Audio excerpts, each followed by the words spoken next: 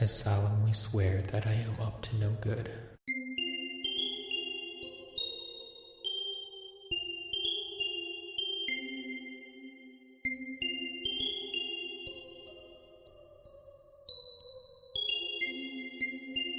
Hey everybody, and welcome to episode 33 of Tales from Godric's Hollow. Tonight is a very special night for many reasons. For the first reason, it's because we're talking about a movie tonight. That's right, we're not talking about a book. We have moved on to the feature film, Harry Potter and the Prisoner of Azkaban. We're going to be breaking down the movie. Essentially, we're taking a week off from reading because you know what? You need to let your brain settle sometimes. We have many other reasons why this is going to be a special show. We have giveaways. We have emails. We have fun discussion. We also have a special guest. But first, I am your co-host, the muggle of the show, Josh Brown. I am joined, as always, by the professor himself, who may or may not be applying for the job of Defense Against Dark Arts. As far as I know, Matt Sonnenberg. Hi, Matt. How are we doing tonight, Josh? We are doing fantastic, my friend. I am excited for this episode. I don't know if I properly hyped up this episode enough, or maybe too much. I don't know, but I'm excited. I have some things to say tonight. Oh, I'm sure we all do. Boy, oh boy. Joining us tonight, we have a returning guest. We featured, which is impressive because I think we've only had one guest. We have only had one guest, and we can't get rid of him. We tried. He joined us for the first movie episode, and then we very, very precisely picked a recording date of the second movie episode that did not work with his schedule, thinking we ditched him. We don't have to ever do this again. Lo and behold, we screwed up Matt, and we picked a free night for this man, and he worked his way back onto the podcast, mainly so he could yell at me a whole lot about this movie. Probably talk me off the ledge. None other than Collin Wheeler. Hi, Collin. Gentlemen, something wicked this way comes. It's already here. Yeah. Are you guys using secret code that I don't know of yet? This is not fair. You're not supposed to talk about future things, Collin. It's not future things. Is it past things? It was in the movie. Was it's it? in the movie. Oh. They say it several times in the movie. I don't remember that in the book, so maybe that's my problem. That would be the problem. Did we watch the same movie? I'm pretty sure you did. Yeah. I hope Although so. mine was the Steelbook edition. Ooh. Maybe they added that line in several times for the Steelbook edition. You know what bummed me out about the third movie is they had the special editions that had like the extra scenes for the first two movies, but then they didn't do it beyond the first two movies. Yep. Sadness. Like I kept waiting for the special edition to come out on DVD, and it like never did and never did. I'm like, okay, I just need to buy this movie. So, Yeah, Lord of the Rings betrayed us. Yeah. They did it to us. Well, Lord of the Rings did a lot of things that kind of ruined film forever, but we're not here to talk about Lord of the Rings, Colin. We are here to talk about Harry Potter. Oh, shoot. This is a Harry Potter podcast? This, surprisingly so, yeah. 33 episodes in. We haven't deviated too much from the overarching theme of Harry Potter, which is actually quite an accomplishment for Matt and myself, because, you know, we have a tendency to get going on certain things, and then we add you to the mix, Colin. It's a recipe for disaster.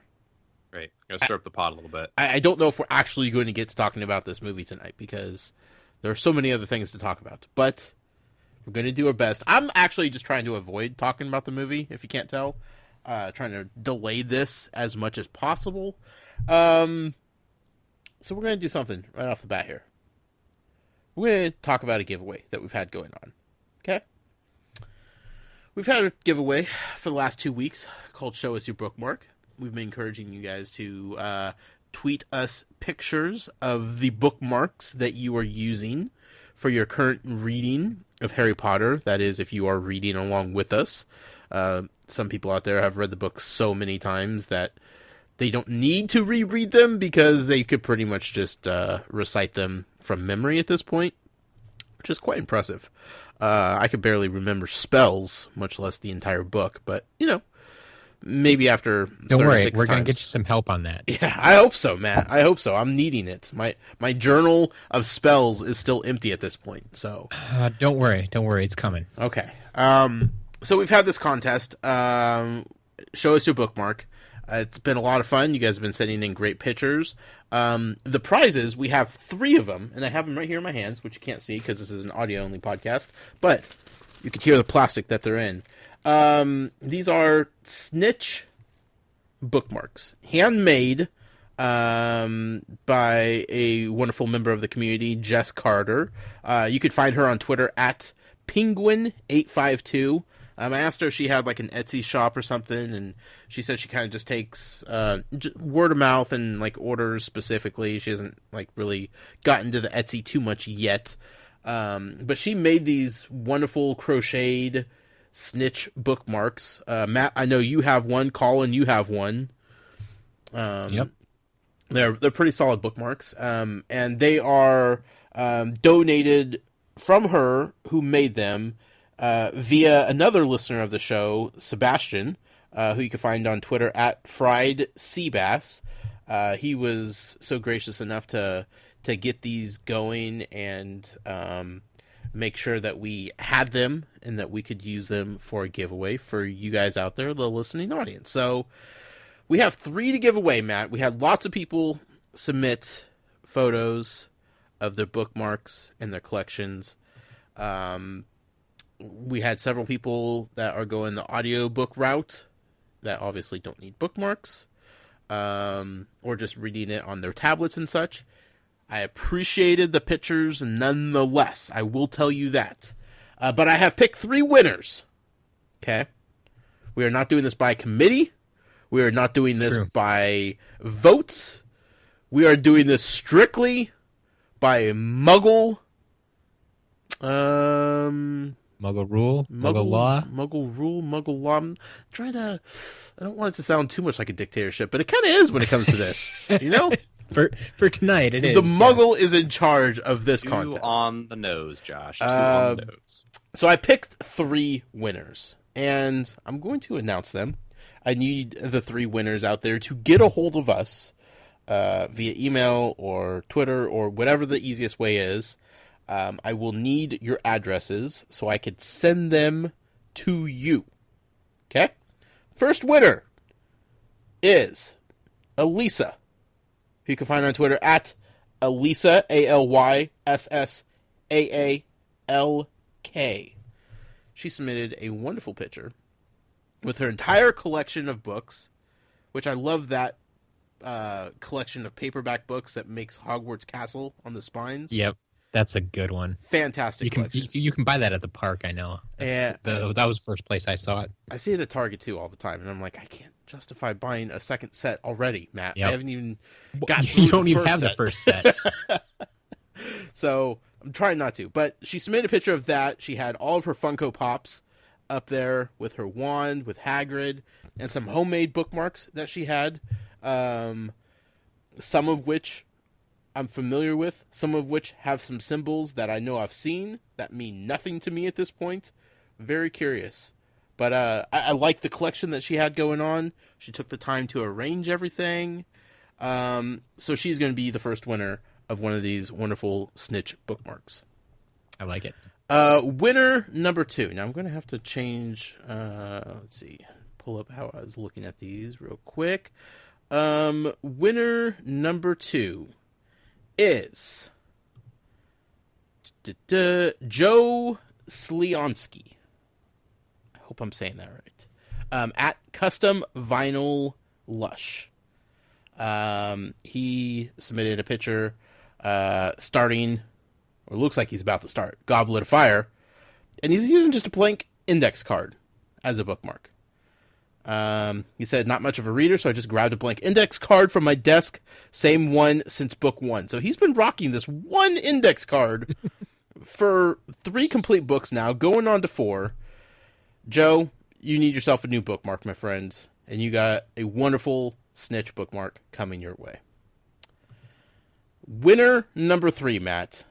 Yes. I kind of wanted to give it to this person who tweeted in this wonderful photo of a bookmark with a wonderful fish on it that just says share. Because I'm in love with that bookmark. However, that person already has one of these bookmarks, Matt. It's true. Yeah. That's a solid bookmark, though. Yeah. Shout out to your wife for having that bookmark, because that takes me back to like when I was in 2nd grade rocking those bookmarks. Yeah, it's she refers to it as rainbow fish, and she was very happy to see it on the Twitters. Yeah. Well, I think that comes from an actual book, right? I think there's a book about that fish. Is that book called Rainbow Fish? Okay. Yeah, I was excited about it because when I was a kid, I was really into Pokemon cards and they had holographics. Yeah. And scales were holographic. Yeah. Exactly. That's why I read it. Yeah. Didn't learn anything from it, but it was shiny. Sure. Shiny and pretty. That's all you need sometimes. True. So I wanted to pick that one, Matt, but it stood out. But we need to give it to the people, Matt. I'm sorry. I understand. Okay. So the other winner, it was close. It was tough, right? A lot of good ones. We had somebody submitted a picture of their Game of Thrones book, and I'm like, you're killing me. Like I like the collection of stuff that you got for your bookmarks here, but like, just almost right. A lot of good submissions, but I settled on one, Matt. We're going to give it to Mel B, who you can find on Twitter at M_A_Bickett. Mel B tweeted my shameful post-it note bookmark, and it's just a post-it note folded in half. Like I appreciate the fact that she took the time to just fold it in half and make it look almost like a bookmark, as if like the post-it note wouldn't have worked by itself just as it was. She's like, yeah, I gotta make this a bookmark. But you see, if you don't fold it, then it's all sticky. And while that might be kind of good, it'll stay in place, but it also gets sticky, and then like you get all the gunk stuck to it, and it's not, just becomes a big mess. But so then I can see folding it. You could fold over that. Just the sticky. I look at that and sorry, keep interrupting. Yeah, it's postmodern expression. That's what Mel B's doing, just so you know. Yes. I appreciate it, but it's time that Mel B had one of these fantastic snitch bookmarks. So those are the 3 winners. Congratulations, and thank you to everybody that participated. This was a lot of fun. I wish I had a bookmark for every single one of you.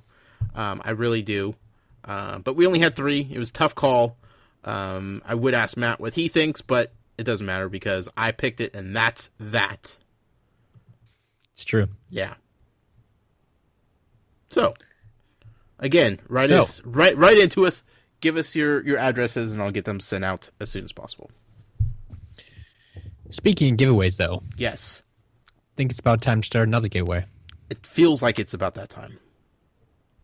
Thanks to all our lovely fans over at Patreon, they hit our first goal last month, which means that aside from all our other random giveaways, we have another big giveaway to do. So we're going to start this one right away.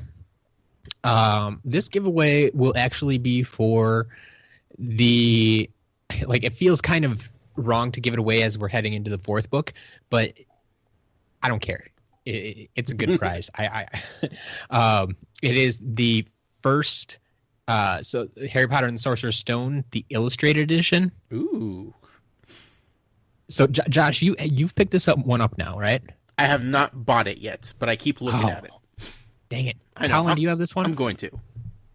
No, I'm waiting for like a set when they all come out, so I just buy them one big box set. Sure. Okay, in any case, I can vouch for it. This is an awesome book. It has a ton of great pictures in it. Obviously, the full story is still there. You kind of need 2 hands to read it because it is bigger than your typical book. Yeah, it's like a textbook. It's huge. Yeah, but it's worth it. It's worth it, especially if you win it for free. So who cares? But yeah, we're going to be giving one of those away. I think since the last one was a Twitter giveaway, we're going to move back to our iTunes review giveaway. Yes. So for those of you who have already left a review on iTunes, taken a screenshot of it and sent it into talesfromgodricshollow@gmail.com, you're already entered.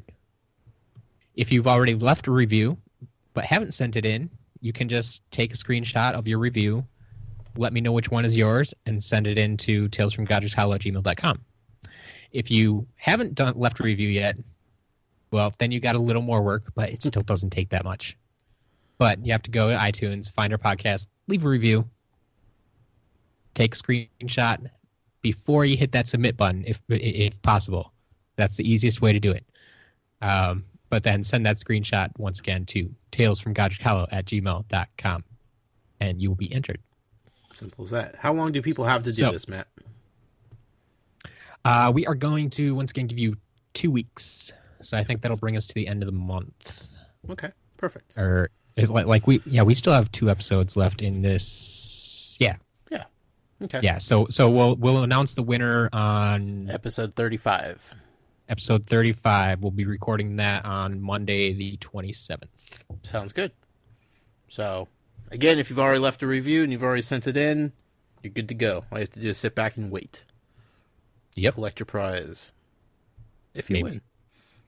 If you win. One lucky winner will collect a prize. Fantastic. There you go. I'm excited, Matt. Yeah. I like giving stuff away. Should be good. Before we get into the movie episode, though, I have one more thing to talk about. What do you have now? One more thing? I have 2 more things, actually. 2 more things, Matt. All right, Steve Jobs, settle down. 2. Not 1, but 2. But wait, there's more.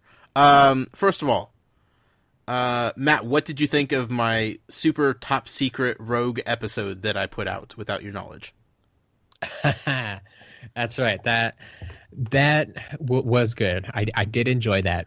I will tell you, you did ruin one email. Oh, I'm sorry. So you can apologize to Rhonda. I'm sorry, Rhonda. Who wrote in that said, since it appears Josh has now gotten the green light to take the Patronus quiz, I had an idea for the Muggle poll. Maybe we could guess what his will be. Well, you said there's 140 something possible results? There's 142 known possibilities. I guarantee you every single listener of this podcast wasn't going to ever guess what I was going to guess. No, but if I gave them 4 choices, I'd narrow it down to poll style and let them go off of that. But yeah, it'd be tough. Yeah. Anyway, solid. We'll have to talk about that at a future time. Maybe a Butterbeer banter episode about Patronuses. That could be. Yeah, we could see that. But I had fun doing it. I was excited. I'm kind of bummed to find out that other people are displeased with the Patronus quiz that they took. Worked out great for me. I was like, yeah, that was perfect. Personally, I think you got one of the more exciting ones. Yeah, definitely. Unfortunately, I mean, like I said, we can talk about this more later, but the reason I think some people are disappointed with theirs are there are a bunch of different breeds of cats and different breeds of dogs. Whereas you got one of the more unique animals. So, sure. Yeah. Collin, have you taken the Patronus quiz yet? Nope. You should probably do that. It's over at Pottermore website. Should I do that? Should I do that right now? No, because we're doing a podcast. Oh, we're doing a podcast. I need you to focus all your energy onto talking me off the ledge that I'm about to jump from. But first, I have to, I guess. But first, one last bit of housekeeping here, Matt. Okay. I received in the mail, possibly by Owl, a postcard. Really? From the Wizarding World of Harry Potter. Really? My dearest Josh, greetings from Hogwarts. I've had a great week here trying all sorts of butterbeer and attending lessons. They even let me tickle the giant squid. Hagrid says hello, and he's got a whole barrel of flubberworms for you when you get down here. I give this trip 5 strawberries out of 5. P.S. The dragon on top of the bank says hi too. Love, Shopkins Inc. Wonderful. So he did actually send them. Yeah. The mysterious person behind the Shopkins Inquirer Twitter account struck again, trolling me from Harry Potter Wizarding World. So now you got a handwriting sample, right? Yeah, but that's. I mean, it could go many different ways, man. There's all kinds of different styles in this. Like, intentionally trying to, like, throw me off the scent, I think. Seriously? Oh, yeah. You'll have to post a picture of that. Yeah, there's all kinds of different. Like, the address line definitely looks different than the writing throughout the rest of the postcard. It's interesting. Tricky. Josh. Yes, Josh, Collin. I want to remind you. I always want to remind you. There's a troll in the dungeon. And I thought you ought to know, so. It's true, Collin. Thank you, Collin. I'm just more concerned about the trolls wearing security outfits, to be honest. Anyway, let's talk about a movie. All about the movie. Harry Potter and the Prisoner of Azkaban. The third movie. So I'm going to start off by saying Yeah. that after going through this week and hearing people talk about it and then reading some emails and then even just listening to you two talk about it before the show, I didn't realize how many different viewpoints there were on this movie. I thought everybody was kind of in the same boat. Oh. Apparently not. It's decisive out there, huh? No, it's not decisive. That's what I meant. I'm sorry. I'm already flustered. I'm thinking about the movie, Matt. I got my Hufflepuff scarf on. Yeah. Okay. So, Collin, you love this movie. I love this movie. It's one of my favorite movies ever. Ever. As in, like, of the 8 Harry Potter movies, right? Not just in that speaking, but like broader terms. Like I've rewatched this movie more times than. I think the only other sequel that I've watched that many times is probably Empire Strikes Back. Like, it's on that caliber for me. Wow. Huh. You're a unique breed, my friend. I wish I could sit here. I wish I could sit here and say that I loved it as much as you did, Collin. 10 minutes into this film, I had to bite down on a pillow to keep myself from screaming because I was already mad about what was going on in the film. Valerie, my dearest Valerie, had to talk me off the ledge so many times. I had to stop myself and say, Josh, you already know it's not going to be as good as the book. You already know they're going to take creative liberties. You already know they're going to leave out your favorite parts of the book for the sake of making a condensed, short, quick film. I tried to understand that as much as I possibly could throughout this movie. And by the end of the movie, I said, okay, I'm okay with it. It's fine. But the longer I've had to sit and really think about the movie, the more upset I get about this movie. Yep. 2 words, Matt. What's that? Giant squid.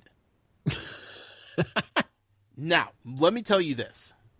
I understand more than anybody possibly realizes that the giant squid is not important to the story. Now, sure, there's a chance, a small chance, mind you, but there's a chance by the end of this series, there's going to be that one special scene with the giant squid where this entire buildup is going to be worth it, and I'm just going to fist bump and be like, yeah, you did it, Squiddy.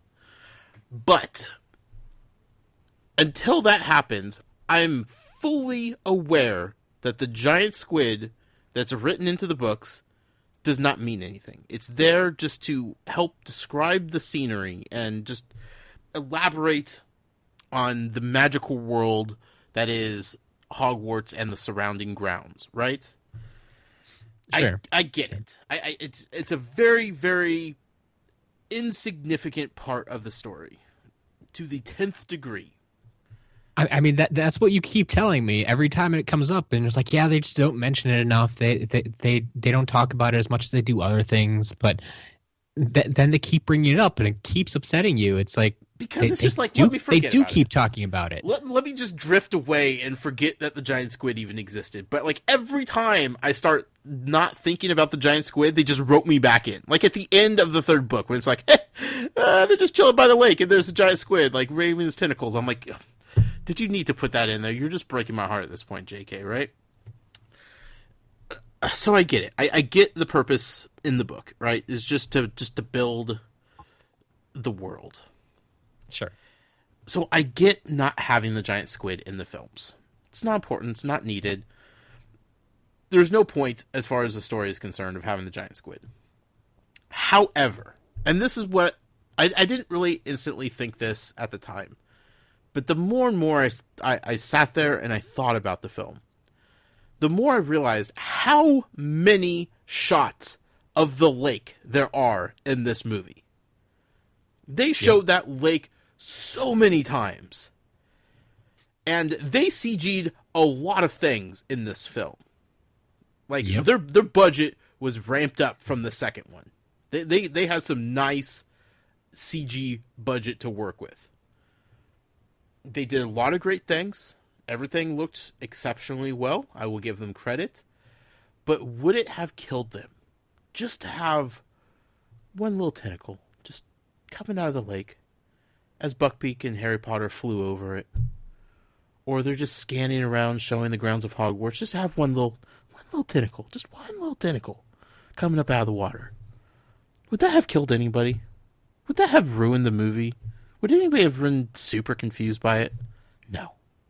But the people that read the books, that get attached to the books, that love the intricate details that are included in the books, including the giant squid and how jolly Squiddy is when he just waves his little tentacles in the nice summer breeze, those little details can be brought over to the film without much work at all.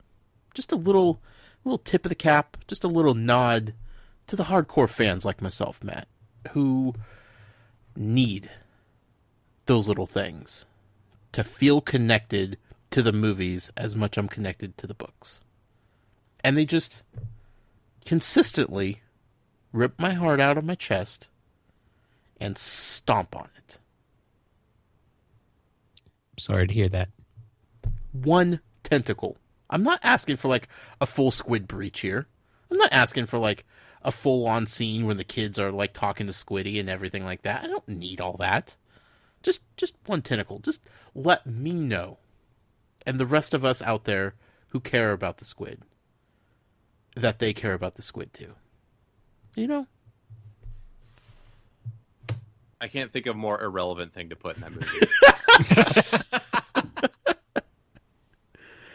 Don't even get me started on the flobberworms, Collin.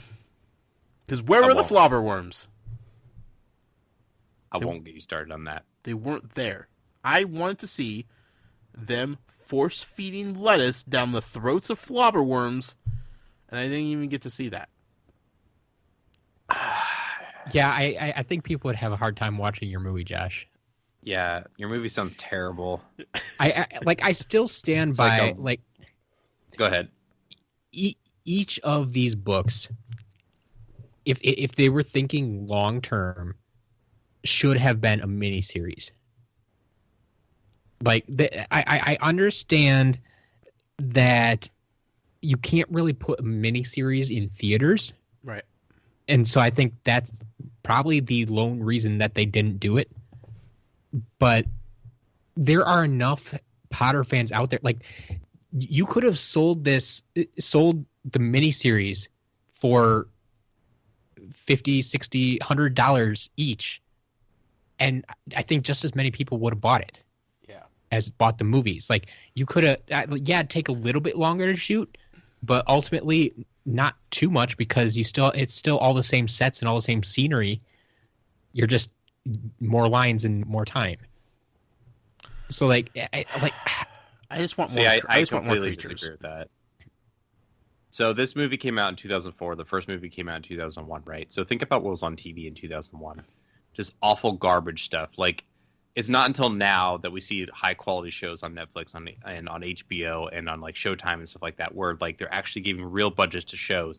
But if this had started as a miniseries back in 2000, it would be a horrible representation of them with terrible actors, horrible CG, and it wouldn't hold up. Versus if you go back and watch these movies now, while the CG is a little bit dated, I feel like overall they hold up. Yeah. I'll give you that. So I could see 10 years, 15 years down the road that they could reboot this as a TV show and could absolutely make a better adaptation of it. But as it stands, like these movies are pretty good for what they are. Yeah. The only problem with the reboot is that they got the casting with a few minor exceptions so spot on the first time. They're never going to be able to replace those actors. Yeah. You can't convince people once they've seen the movies to think of those characters looking a different way or sounding a different way or anything like that. Just takes time. That's all I have to say. It just takes time.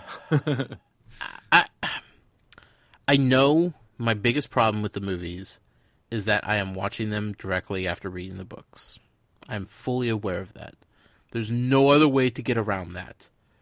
But I just wish that I could turn off my brain and turn off my heart that's getting crushed and just watch the film and just enjoy it for what it is. But there are so many things in this movie that I don't remember being in the book that, okay, was fine for the movie, but then I started getting angry because it wasn't in the book, and I'm like, okay, now you're just adding scenes to a movie that didn't happen in the book, and then you're leaving out all this other stuff from the book for the sake of what? Adding the scene where they eat this candy that makes their animal voices, like, what was the purpose of that? Comedic effect? Don't really. Yeah, that's the best I can give you.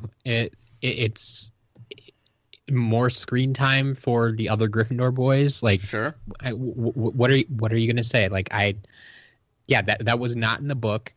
For whatever reason, every time I see it in the movie, it must just because I've seen the movie too many times. Because my mind has started to tell me that, oh yeah, that was in the book. That was in the book. But I'm like, no, I just read it. It wasn't in the book. Yeah, and that's definitely where the divisiveness of this movie comes from, is things like that. But it's, for me, this is the point I bring up. This is the last Harry Potter book that I actually read, and it's been a long time, so details a little bit fuzzy. But I look at the original Hunger Games when that came out, and I read that book, and I saw that movie, and it was basically verbatim the book, the movie. Like, they were exactly the same, and it honestly, like, it did not have an impact on me. The movie, it was just like, yeah, it was good.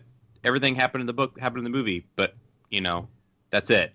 Versus, sure. I like that these Harry Potter movies kind of take liberty and choose what they want to do while still staying true to the real story. Similarly to, like, the X-Men films or, like, any comic book movie for that matter. Like, the stories are in place, the characters are the same, but there's slight altercations because it is cinema versus a novel, which is several hundred pages.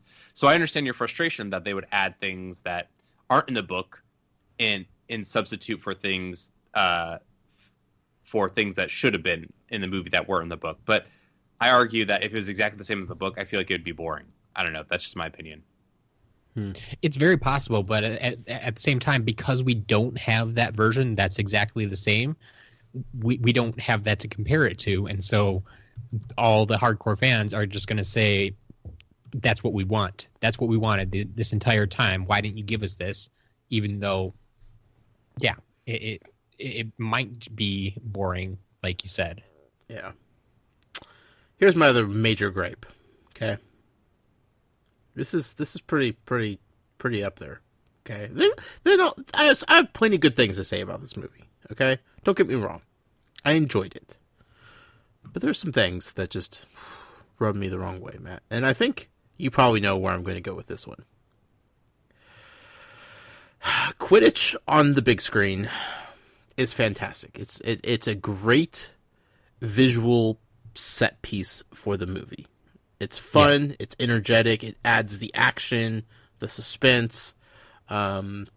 you know, it does everything that the book sometimes doesn't do with the Quidditch matches. And I understand why they focus a lot of, you know, a good scene of the movie on the Quidditch. It's worth it. I get it. It looks great. They do a great job with it. And they showed one Quidditch match in this movie. They did. One of the important ones, when Harry met the Dementors. But there is another very, very important Quidditch match in the third book. It's true. Here, yeah. That didn't even get mentioned. And look, Gryffindor versus Ravenclaw Quidditch match. Right? That's what it was? Yeah. Yeah. On paper, it's whatever, right? But this match in the book gave us the breakout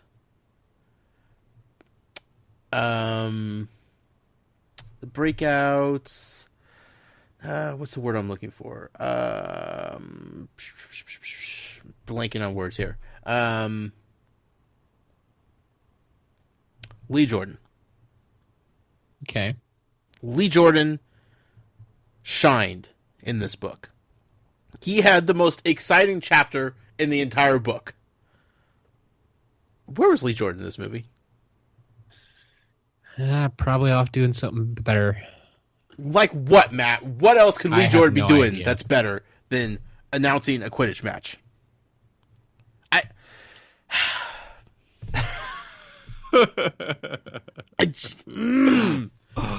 I was craving that excitement of the next Quidditch match, and then for them to just push through everything, and then all of a sudden we're going to the Shrieking Shack, and I'm like, wait a second, hold on, there is a major chunk of this book that we just glossed right over. Yeah, I think maybe they showed Lee Jordan walking around at one point, and I'm like, what? This is the underuse of this fantastic character. Josh, I want to, once you guys are done with the series and you've seen all the movies, I want you to come back and revisit this movie and have this conversation again. And all your complaints that you have, I feel like, will diminish. Because you'll realize how irrelevant all this stuff is to the greater picture. It's not irrelevant to me, Collin, and that's what matters. Well, it doesn't matter to me, so. Well, that's because you didn't fall in love with the books the way I did, Collin. The scene with the Shrieking Shack, speaking of which, is it just me, or did that fly by insanely quick?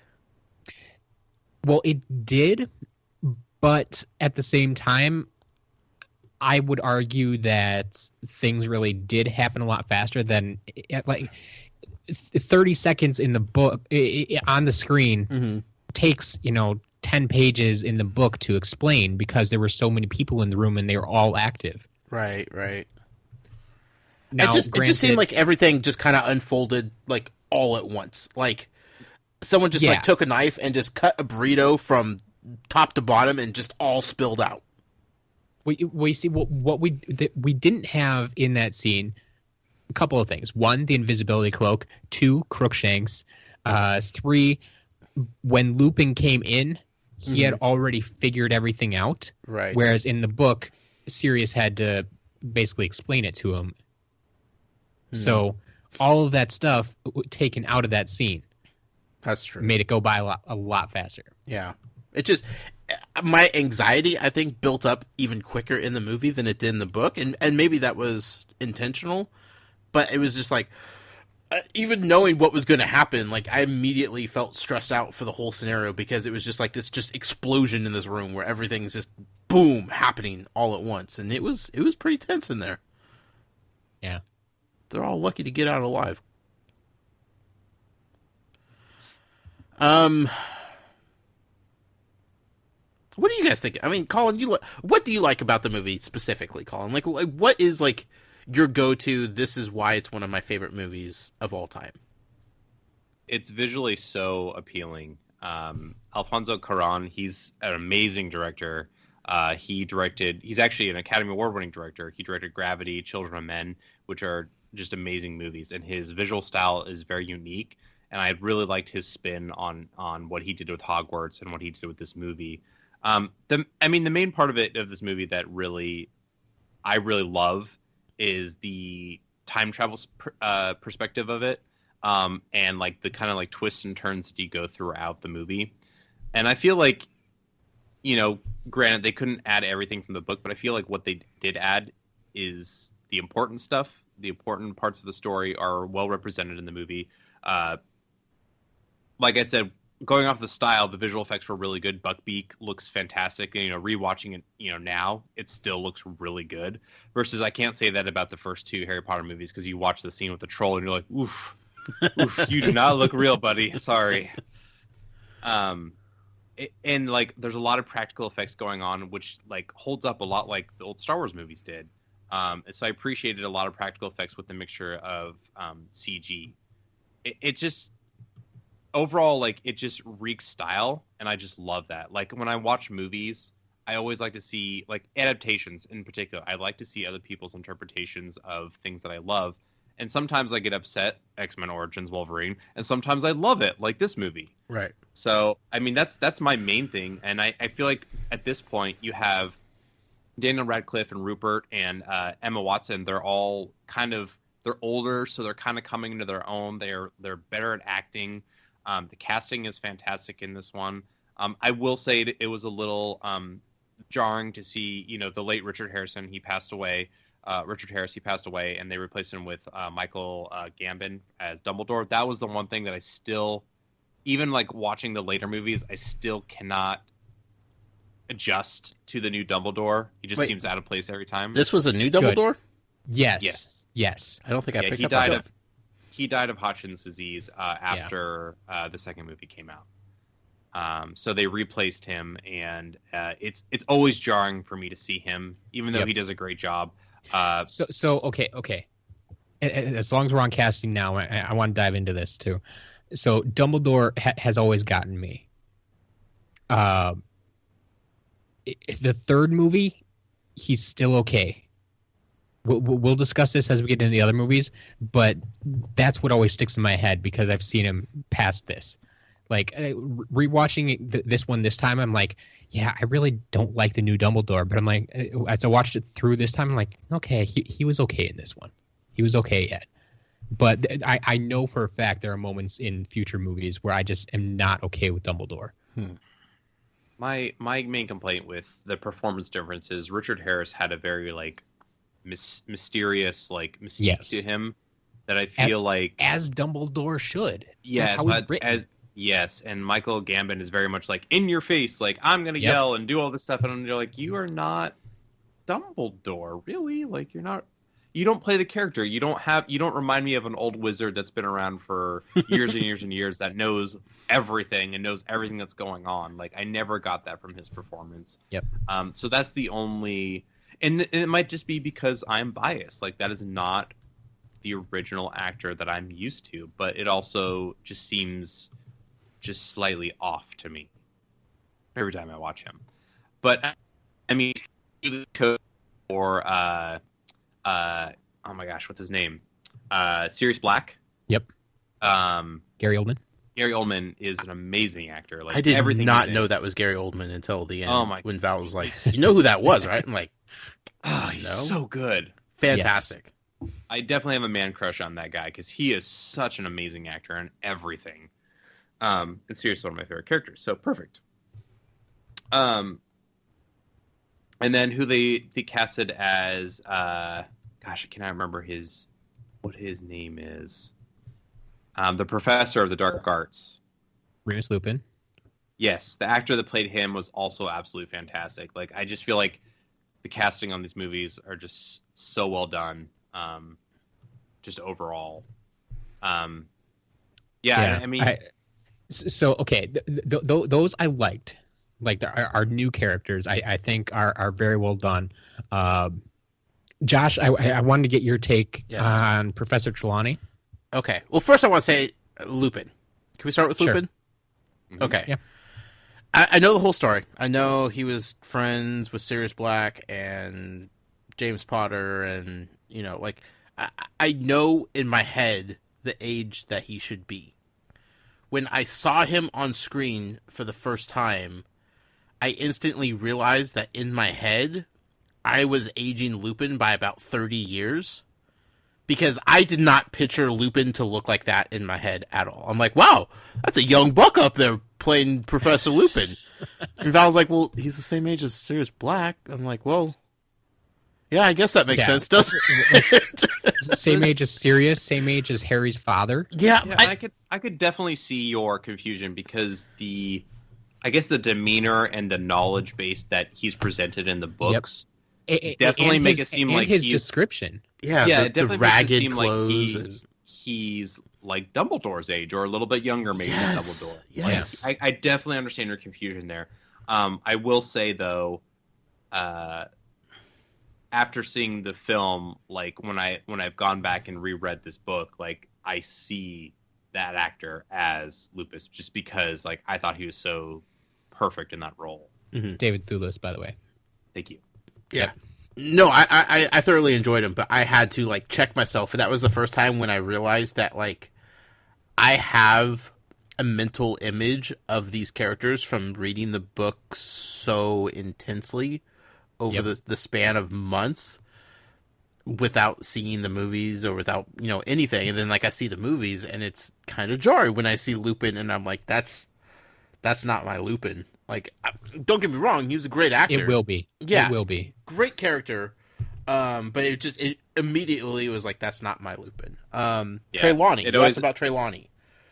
I loved Professor Trelawney. She was as wacky as I wanted her to be, if not more. And I loved her for it. Love Emma Thompson. She's so good in everything. Oh my god, she was so good. Like, I was just like, yep. That, in my head, that was Trelawney. Like, that was my Trelawney all along. I'm like, she's wacky, she's kooky, she doesn't know what she's talking about, she doesn't care at all about anything else going on other than, like, whatever's going on inside, that coconut of hers. And it's just, she was so fantastic. I was so in love with Professor Trelawney for reasons I can't really explain, just because she was just like I'm seeing like her classroom and it's like, yeah, that's exactly what I would expect Trelawney's classroom to look like. And she's just, she's in her own world the entire movie. I wanted to see more. I wanted to see the conflict with McGonagall and Trelawney. So we didn't get that, but like everything else about Trelawney was exactly what I wanted and maybe a little bit more. So I thought you would appreciate that. I was really hoping you would. Yeah. Loved it so much. Then other minor character castings or changes, actually, that, well, one of them you wouldn't notice at all. One you might possibly have noticed. Back in the Leaky Cauldron. Okay. Do you remember? Well, okay, in this movie, we really saw like two characters in the Leaky Cauldron. Fudge. One was the Minister of Magic. Yep. And the other, do you remember? Hold on. Or do you remember what he looked like? Yeah, he was like a hunchback. Yeah. Was he a hunchback before? No. Okay. Because that weirded me out. That was Tom. Tom. Okay, that's right. I knew it was a first name of somebody else because that bugged you that he had the name of somebody else. That bugged you. It was Tom Riddle. Yeah. Oh, maybe. I thought it was you. You were offended that they would use the name Tom twice. Oh no! I think that bothered Alex. Oh, that sounds like an Alex. Yeah. But yeah, but you get to this movie and like that is not my Tom. That I was thrown off by that a lot because then I started like trying to remember what he looked like before, and I couldn't bring up anything in my head. He was just a good old-fashioned bartender. He was behind the bar. Like, sure. Hagrid walked in. It's like, usual Hagrid? And it's like, oh, not today, Tom. Okay. Yeah, like, he was just kind of a normal guy. And all of a sudden, we get this weird hunchback character that's, like, what? It was kind of just out of place. Yeah, like I thought so. I definitely cannot defend that. I thought it was weird, too. Yeah. Yeah. Although I do want to know what was going on inside the other rooms at the Leaky Cauldron. Like, do you really want to know that? Kinda? I mean, really? Kinda, a little bit. All right. the Well, door maybe that's for opens, another podcast. and there's like Yeah. screaming, and If somebody's in trouble. if there's a tie on the doorknob, just don't. You know. Let's see. What else? The werewolf. Yeah. Yeah. It wasn't the stereotypical werewolf that we Nope. are used to seeing, Yeah, it was like haggard. and like gangly and Oh. a little bit more frightening than I anticipated. Just because it wasn't. I don't know. Like it just looked creepy. And I appreciated it for that. You know, like it was a different take on werewolves, and I liked it Definitely. for that.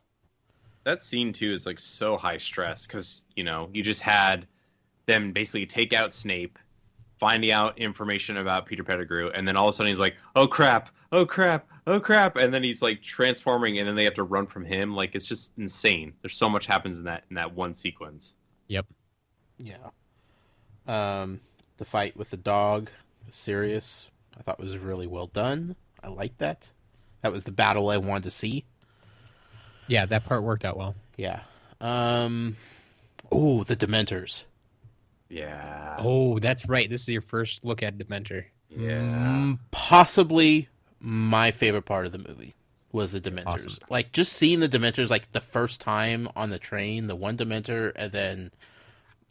That is the perfect introduction to a Dementor. Like, Yeah. it's up close and personal. They let you kind of see his hands and they're his face, kind of. And, like, the ice on the window and the Mhm. cold breath, like, that was so perfect. And I was like... It just, like, instantly gets cold. And Yeah.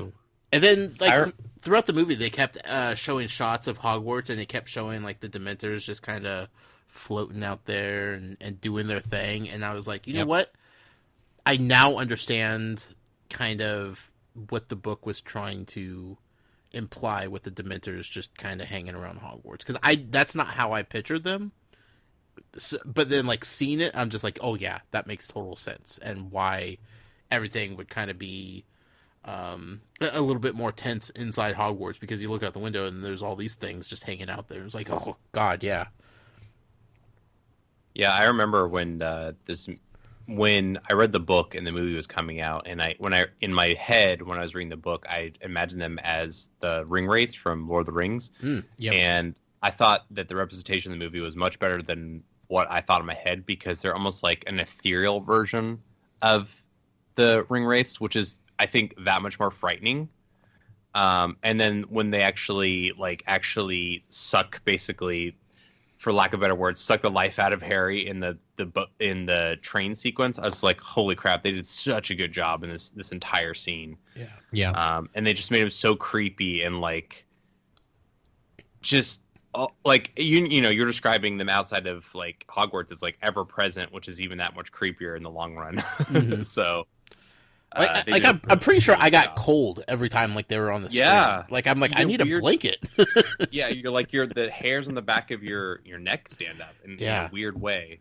So they did a really good job with that. Yeah, I'm excited. I hope it's not the last that we see of Dementors, because they looked awesome and like fascinating. Like, I'm still having like a hard time with the whole like anybody is like in control of the Dementors, because. Like, I'm sorry, those things, there's no control in those things. Those things are out there doing whatever they want. I don't think Fudge is like, go home, Dementors, and they're like, yeah, okay, cool, whatever, you know? So yeah, I would love I to really say that. Yeah, cool, all right, I'm going. They just kind of shrug and like turn around and go home. Yeah, whatever, man. Yeah. You're lame anyway. Let's see, what else? Oh, the night bus. Yeah. Yeah. It just makes me want a paper Harry Potter game. I'm just saying. Yeah, the the physics behind everything, I don't know, like, the beds, and it wasn't how I pictured the night bus, is all I could really say. Yeah, they definitely changed the way the night bus is. Yeah, they took a lot of liberties there. Quite a bit of liberties, but I thought, like, visually, I think it was a great scene because it's a transition scene from when Harry, blew up her aunt and she flew up and he's basically running away.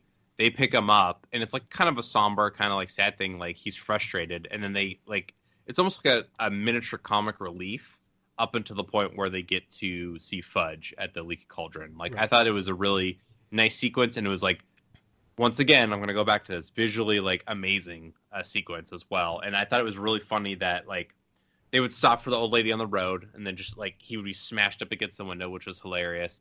And then at the very end of the sequence, he would drive all the way down, and he would slow down, and then he ends up doing a bumper hit into another car. Even though he weaved through like 100 different cars, I thought that was absolutely just like, at the end. Yep. Just amazing sequence overall. Even though they did change it, I thought it was like really well done. Yeah, the only like most of that sequence I'm fine with. The only part I cannot stand every time I watch this film is the shrunken head. Yeah, that's cannot stand him. Main gripe with everybody because they just changed it so much. So yeah. Like Stan, spot on. Ernie, spot on. Shrunken head, why? I was confused by that too. Yeah, I couldn't tell you that one. And that was when I was just like, I was telling myself, I'm like, it's the movie. They're going for a different thing. That's fine. Like I didn't have like a lot of emotional attachment to what was going on in the night bus.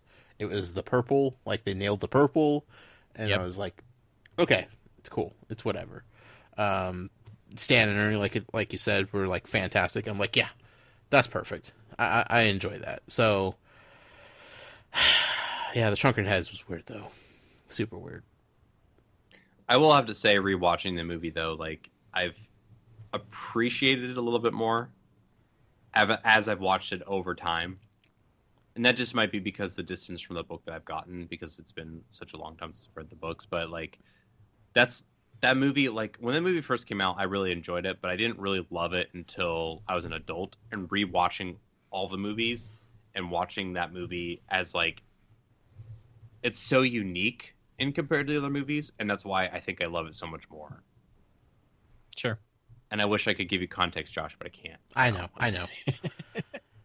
It's fun. It's a fun ride. I think it's a fun ride that maybe is a little too short. Just overall, like once things start happening, it picks up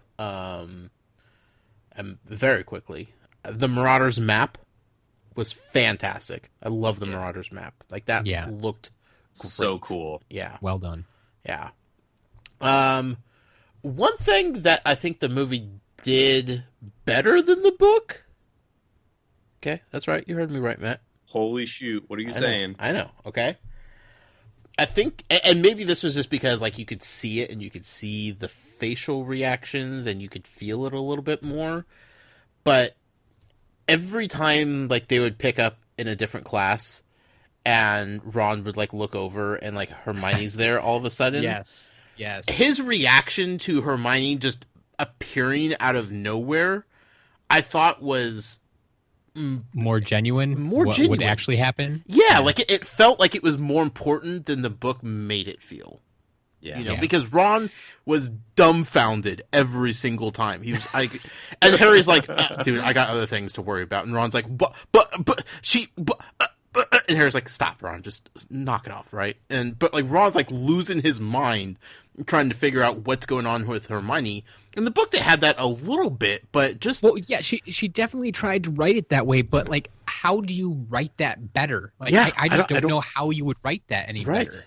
And that's why the movie was just like perfect for showing that because it needed to be visual. Yeah. Oh man, Rupert Grint is so funny, and he does that expression so often, and it's like perfect every time. He's like, "What the crap?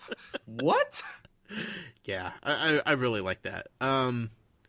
Also, the cat actor that they got for Crookshanks, made me dislike Crookshanks, or made me not dislike Crookshanks so much more. I was like, oh, that's a cute cat. I kind of like Crookshanks now. Like in the book, I'm like mad and I'm like fuming over Crookshanks the entire time. And don't get me wrong, Matt, I'm still super obsessed with the mystery that is Crookshanks. But seeing this cat on screen, I'm just like, oh, that's not. I don't care about that cat that much. Like that's just an innocent cat. You know, granted, they didn't show the cat being super smart and intelligent and solving mysteries like in the book. You know, it was just like a cat chasing a rat. Like that was fine, but it was such a cute cat that I didn't even care. I'm just like, Crookshanks, you're adorable. I like you. Yeah, that's one thing that always upsets me about all the movies is I feel like the magical creatures in these movies just never get the justice that they deserve. Like I felt Norbert was such a small side character. I felt like, well, I'll stop right there. In the movies, anyway. Forgot, Josh. You're a muggle. Buckbeak was really cool, though. I thought they did a good job with Buckbeak. So yeah, Buckbeak probably got most screen time out of any of the characters we've seen so far. So the magical pictures throughout the halls. Yeah, I was going to ask you, Josh. So, what did you think of, like, not only the magical pictures, but what did you think of the reimagined Hogwarts? Because this is the first time that we see a different director taking over the series. It was Chris Columbus before he did the first two movies, and now Alfonso Cuarón did these ones, and then there's actually different directors later on. What did you think of the revamp of Hogwarts? I felt like I had to sit there a few different times and try to remember if we had seen different parts of Hogwarts that we saw in this movie, like the giant like clock tower-esque part of like Hogwarts and like the patio area and that kind of stuff. Like I was like, oh, okay, like there's more to Hogwarts than like we've seen in the first two movies, and I greatly appreciated that. Definitely, like the halls with the magical staircases and like the Great Hall where they ate, like that was all like super spot on from my memory of the first two movies. Mm-hmm. But like the additional everything else that they showed inside and out of Hogwarts was cool. I was confused by like Hagrid's hut not being next to the castle, but like down this giant hill that, let's be honest, like looks scary to walk down, even with like those very sketchy steps. So that one I was a little confused by because Hagrid seemed way out of the way. Yeah, definitely was not there in the first two movies. Yeah. Basically, like everything you saw in this movie, we in theory have been there before in the first two movies, but they definitely changed a lot of things. Mm-hmm. So I have a friend who she really hates this movie because one of the main reasons is because they changed the visual aesthetics completely.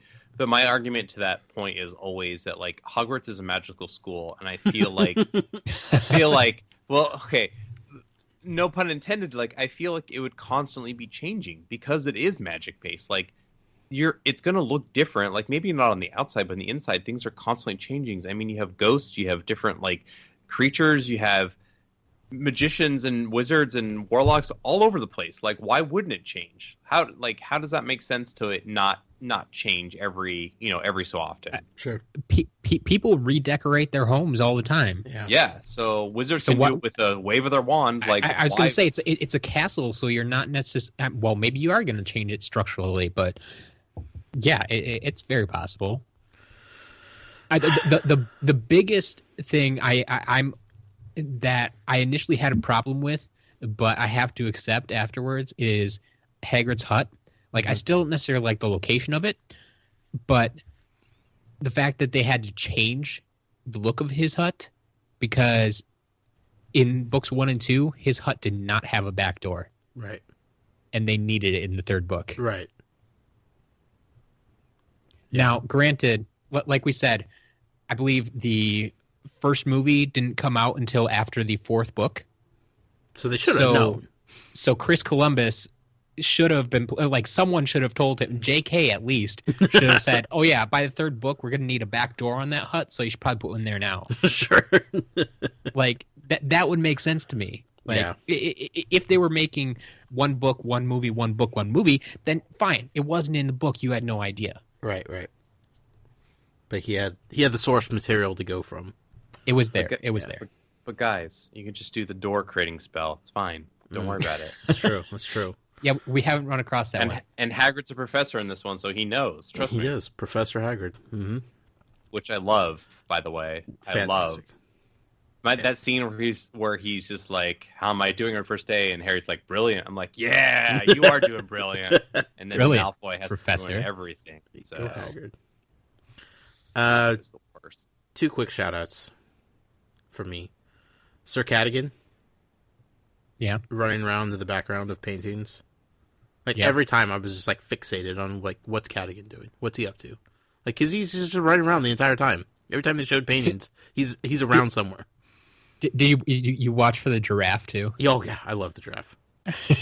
Yeah, I picked up on that. I love is when that a he's giraffe? like on the far wall and he's like gigantic and he's crossing like 12 paintings at once. Very cool. And then secondly, which I think they felt bad for leaving it out of the second movie, so they decided to throw it into the third movie, The Headless Hunt. Oh yeah, they came riding through again. A couple different times. Yep. And I was like, huh. Okay, like, again, you're just adding, like, a little bit of mystique and scenery to the inside of Hogwarts here. But, like we didn't have that in the book at all, in the third book. Like, there was no mention of that going on. But it was just There's your fanfare right there. Like I kind of wonder if that was because there was a big emphasis on different times of the year, like time passing. They always made a big deal about it. Yeah. And I kind of wonder if that was because doesn't the Headless Hunt happen sometime around Halloween? Yes. And so I kind of wonder if that was, it's like, oh, we're in this time of the year, we can throw them in here quickly. Yeah. Maybe. It was just like, again, it didn't make or break the movie in any way, shape, or form, but I at least knew what was going on, and I was like, oh, okay. It's cool to see the ghosts doing their thing, you know? Yeah, it's definitely something you have to have read books to understand what's going on. Yeah. I don't think we've seen enough of the ghosts, personally, but, I mean, they got a little call out in this movie, and I appreciate that, so. Overall, like, I don't know, like, if I could, like, review this, like, honestly, because I'm so stuck with what they did with the book. Maybe Collin's right. Maybe once I'm done with this whole journey, I'll be able to sit back and just, like, marathon through the films and just, like, take them for face value as to what they are and what they added to the series, because they are important, because they are giving faces and voices and visual representation to these things that you're reading and falling in love with. That is a very important aspect of this. But there's just so many things, Matt, that just... Josh, let me ask you something real quick. Yeah. So I want you to take the one factor out of the side characters that you loved that they excluded, looking at the story as a core and the representation of the film that you saw. Do you think is a good representation of the core story?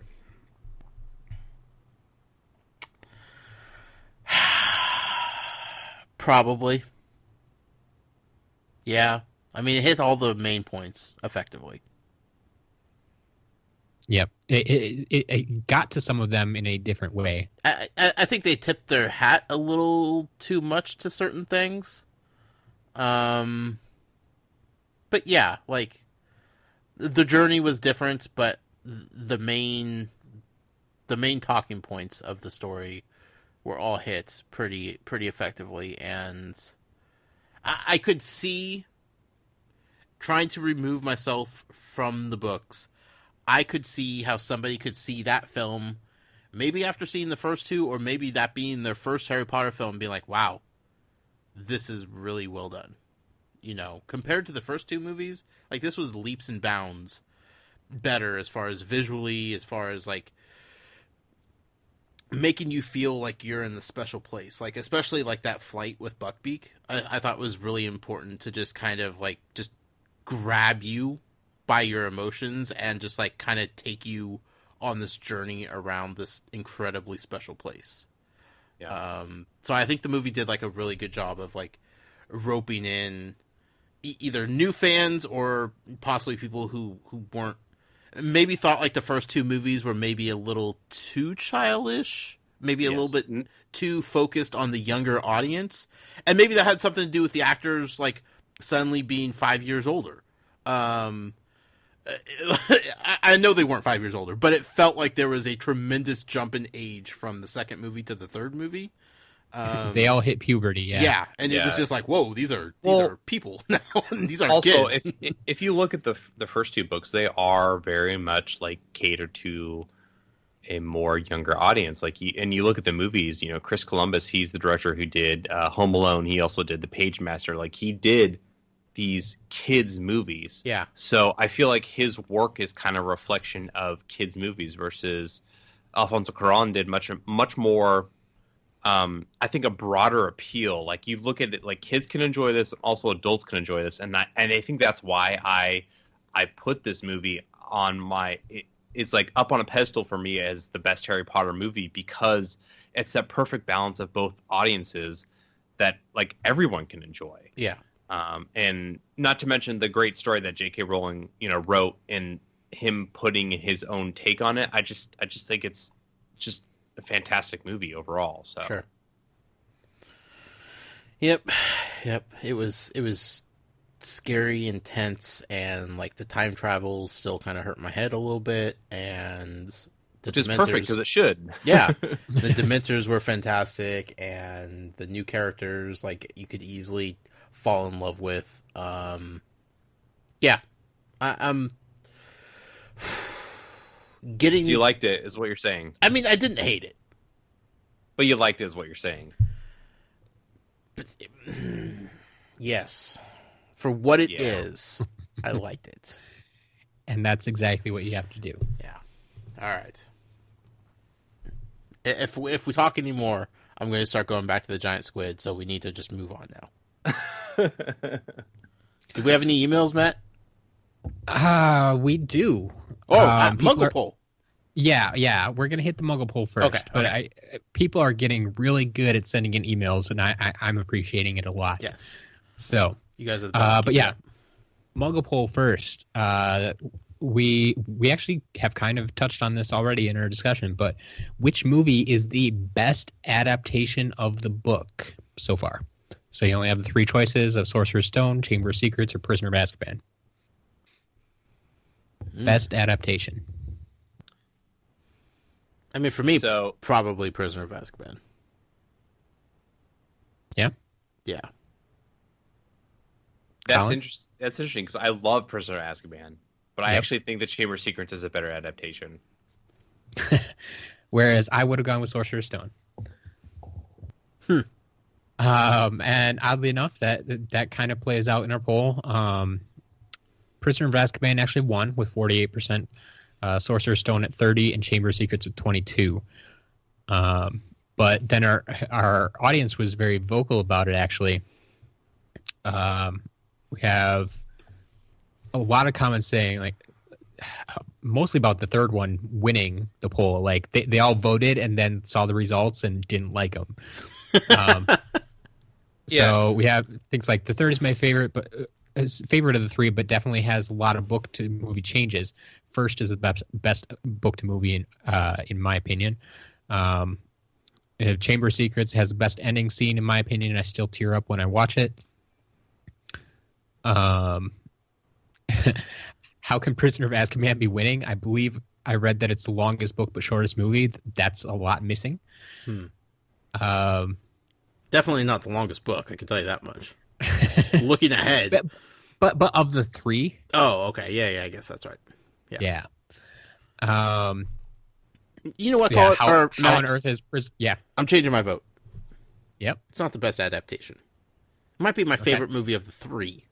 Sure. But I think Sorcerer's Stone is probably closest to representing the book beat for beat. And that's where we get Brent here saying Sorcerer's Stone, hands down, it's the most faithful and well done of the 3 so far.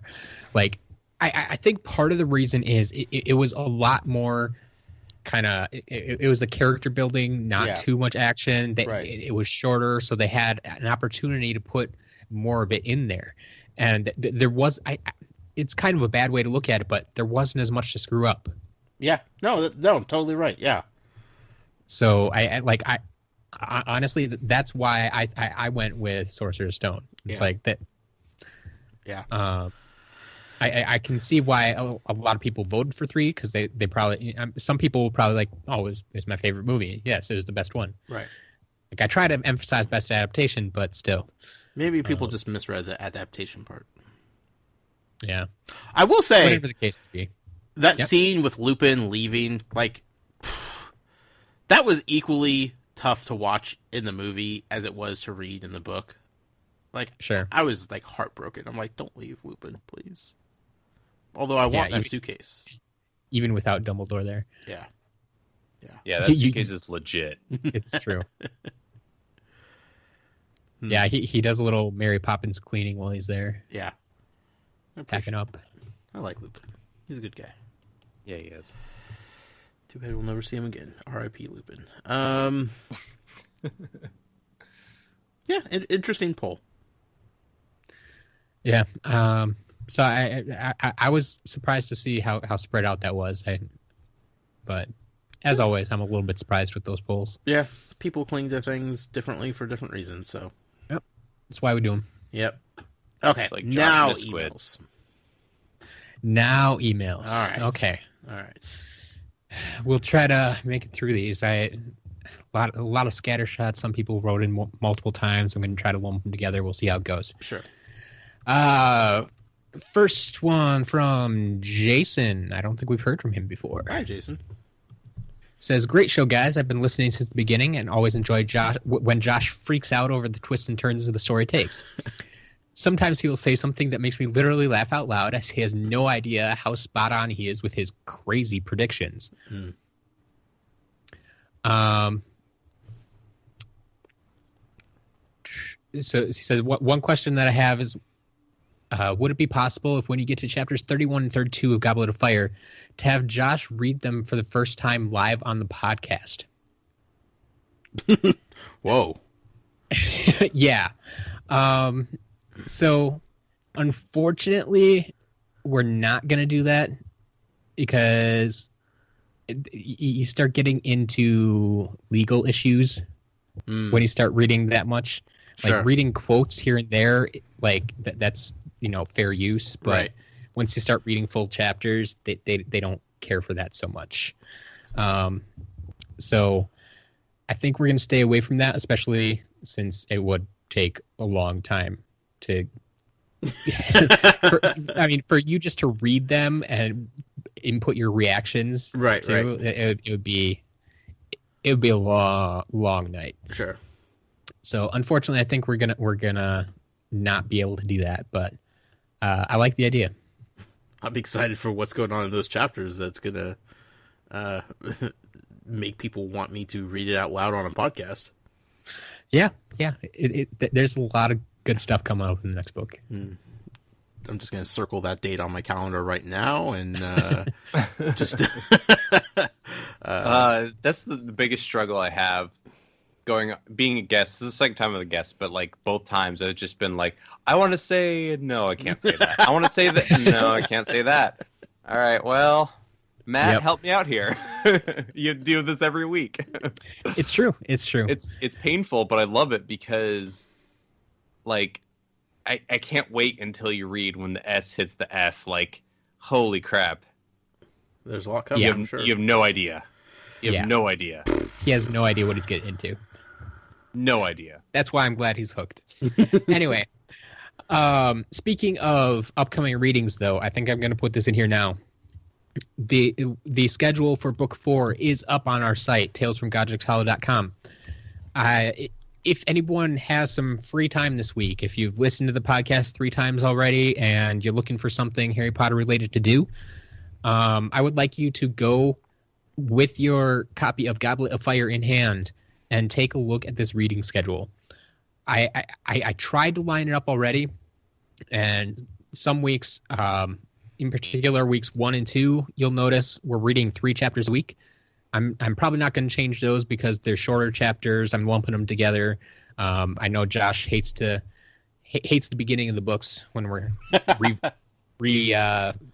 explaining everything again. So we'll rush through those a little bit. But as we get into this book,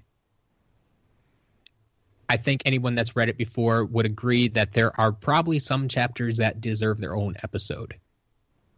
But I had a hard time nailing those down, like where to cut things off. So if you have some free time, not mandatory, obviously, but if you have some free time and want to do this, go through the book. Let me know what chapter or chapters you think should have their own episode. And we'll see what we can do. Because I definitely think some of them deserve it, but I want to get some input before I make any final decisions. Sure, that's fair. I like it. Help us out. All right. Help Matt out, specifically.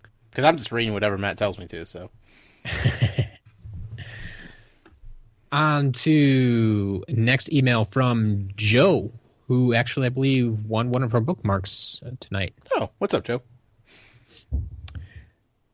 So he says, feel free to use as much or as little of this as you like. This is my first email, so it's going to be long. And he's not kidding. It is quite lengthy. So we'll see where it goes. But sure. It says, hey guys, I plan on emailing for a little bit now, but I finally bit the bullet this week and did it. So just a little backstory on my journey. Similarly to Josh, I kind of made up my mind that Harry Potter was childish and just not for me. I gave it a chance with the first two movies only because I was bored and they were on TV years ago. They were okay, but I told myself it was too childish and just wasn't for me. Years after that, they were constantly playing Harry Potter and the Half-Blood Prince on TV, and I noticed how much darker and not so childish it had become, which kind of piqued my interest and caught my attention. When Deathly Hallows Part 1 came out, I decided to see it in the theater, and then Deathly Hallows Part 2 came out, and I saw that as well, and I started to get hooked. For the record, I just have to say, seeing 1 and 2 and then 6 and 7, that's going to be the weirdest experience ever. Missing the entire middle chunk of the story. Fun fact, Matt. Fun fact. Yeah. I watched the series finale of Breaking Bad as my first show I had ever seen of Breaking Bad, and then went through and watched the entire series after that. You are a monster. That was a weird experience. Yeah, knowing how it all wraps up. Whew. Exactly. Like knowing the end and then going through, like, I just so weird. I don't know. I don't think I could do it. Nope. So he said, I decided it was worth checking out, so I bought all the movies and decided to watch them all in order. By the time I finished all the movies, I was completely hooked. But I also had so many questions and wanted to learn more. So I decided to do some digging and on the Harry Potter wiki page. Decided to do some digging on the Harry Potter wiki page and saw that a lot of the stuff I was looking up that I didn't know was actually answered in the books. I cheated and read Matt, books. What's the link to that wiki page? Just by curiosity. No. So I cheated and read book 7 first because a lot of the questions I had were answered in that book. But I decided I wanted to read from the first book, so I started from the beginning and have been making my way through. I'm currently midway through Goblet of Fire, but I'm going to be following along with you guys too, because there's no way I can only do two chapters a week. I actually don't mind that I've seen the movies before reading the books. I love the perspective that I have and seeing the differences as the story progresses in the books. I think because I saw the movies first and fell in love with them, I won't be disappointed in them after reading the books and really realizing how much better the books are than the movies. If I read the books first and then watched the movies, I feel like I would be very disappointed in the movies. So in a way, I'm glad I spared myself that. So that's his background. All right. He says, I discovered your podcast because I was just looking for more info and perspective. When I first discovered Tales from Godric's Hollow, I couldn't believe you guys are spending 2 to 2.5 hours talking about only 2 chapters. I thought you guys were crazy to go that slow. I checked it out anyway, and I'm glad I did. I think it's safe to say that I'll be with you guys until you decide to stop doing podcasts. That won't be for a while, so. Buckle up, Joe. It'd be crazy to go back to the beginning and give comments, so I'll just make a few points. 2 of my favorite characters in the books up till this point have been Fred and George. I always get excited when they're part of the story because they are a bit unpredictable. Their one-liners are so great and always crack me up. Yeah. I know you guys covered the Dementors and their effect on people, but I thought it was really clever that J.K. made the chocolate be the thing that helps from the effects of the Dementor. I agree with you, Matt, when you likened it to depression because I thought of the same thing. if you think about it, Dementors suck all the happiness out of you, and when you're feeling depressed, a lot of people turn to chocolate to feel better. I thought it was cool how J.K. took something like that we do in everyday life and put a little spin on it to fit in the story. Yeah. Yeah, definitely. Movie thoughts. I have to believe that Josh was incredibly upset with the Quidditch win / Lee Jordan commentary was not in this movie. Have to revisit that. How well they know you, Josh. Oh man, yeah, no kidding. And to be honest, I was too. When I read the book, I couldn't believe that happened and was not covered in the movie. It was an important Quidditch match, for crying out loud. Because they're so funny. So irrelevant. So irrelevant. Man, Joe's hitting a lot of good points here. He was also wondering if Josh caught that there was a new Dumbledore in the movie. Nope. A lot of people love Richard Harris, and I thought he did a good job, but I really liked the way that Michael Gambon portrayed Dumbledore and felt he brought a little more energy to the role, which is true, but I don't always picture Dumbledore with that much energy, so... I want to go back and watch the first two movies now, because now I'm like really second-guessing myself in how much I paid attention to Dumbledore in those movies. Because I looked at Dumbledore 1,000 times in this movie, and I was like, that's Dumbledore. Like, no difference to me. Sure. I really liked the character of Professor Trelawney in the movie, but they certainly did not spend enough time on her for the audience to get a true feeling of that the students / McGonagall felt about her. This kind of becomes a trend in future movies, but because the books are so long, there's no way to fit in the small details that we love into each movie unless they make each movie 8 hours long. A cool little Easter egg in the movie. When Fred and George give Harry the Marauders map for the first time, if you look closely at the map when Harry first opens it, you'll see Newt Scamander. What? What? Say again? It says, why would Newt be at Hogwarts? For one of the releases of Fantastic Beasts and Where to Find Them, we know Dumbledore writes the foreword to it. He writes the foreword to that textbook. Okay. Right. Some theorize that Newt was at Hogwarts to ask Dumbledore to write the foreword to that book. Oh my goodness. I thought that theory was pretty cool. I love that theory so much. That's so cool. I just love Newt so much. Yeah, me too. Yeah. Unfortunately, he's not going to be the biggest focus in future movies, but I'm sure it's not the end we see. Matt, we got 4 more Fantastic Beasts movies coming up, buddy. I know. Yeah, I know. He's definitely going to be in at least the first 3. Like, he's got to be. We'll see. To me, it makes sense that Harry eavesdropped and found out about Sirius being his godfather at Hogsmeade by using the invisibility cloak. Seems pretty careless they would have an open conversation about it with students around, well, at the 3 broomsticks like in the book. So yeah, this was one of the major scene changes that I've never really liked the change, but at the same time, I would agree it makes more sense. Yeah. Like, Harry has the invisibility cloak. He shouldn't just be walking around Hogsmeade. Like, there's a good chance that most of the students know he's not supposed to be there. Right. So why would he risk that without the invisibility cloak? So it makes more sense to me that in the movie he brings it. Yeah, definitely.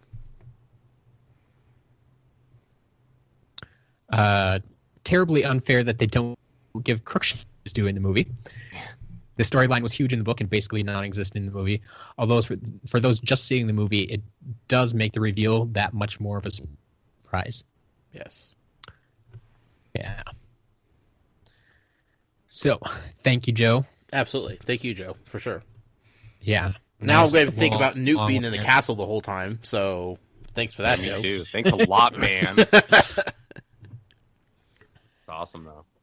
We have an email from Taryn. Hi, Taryn. Says, hi, Josh and Matt.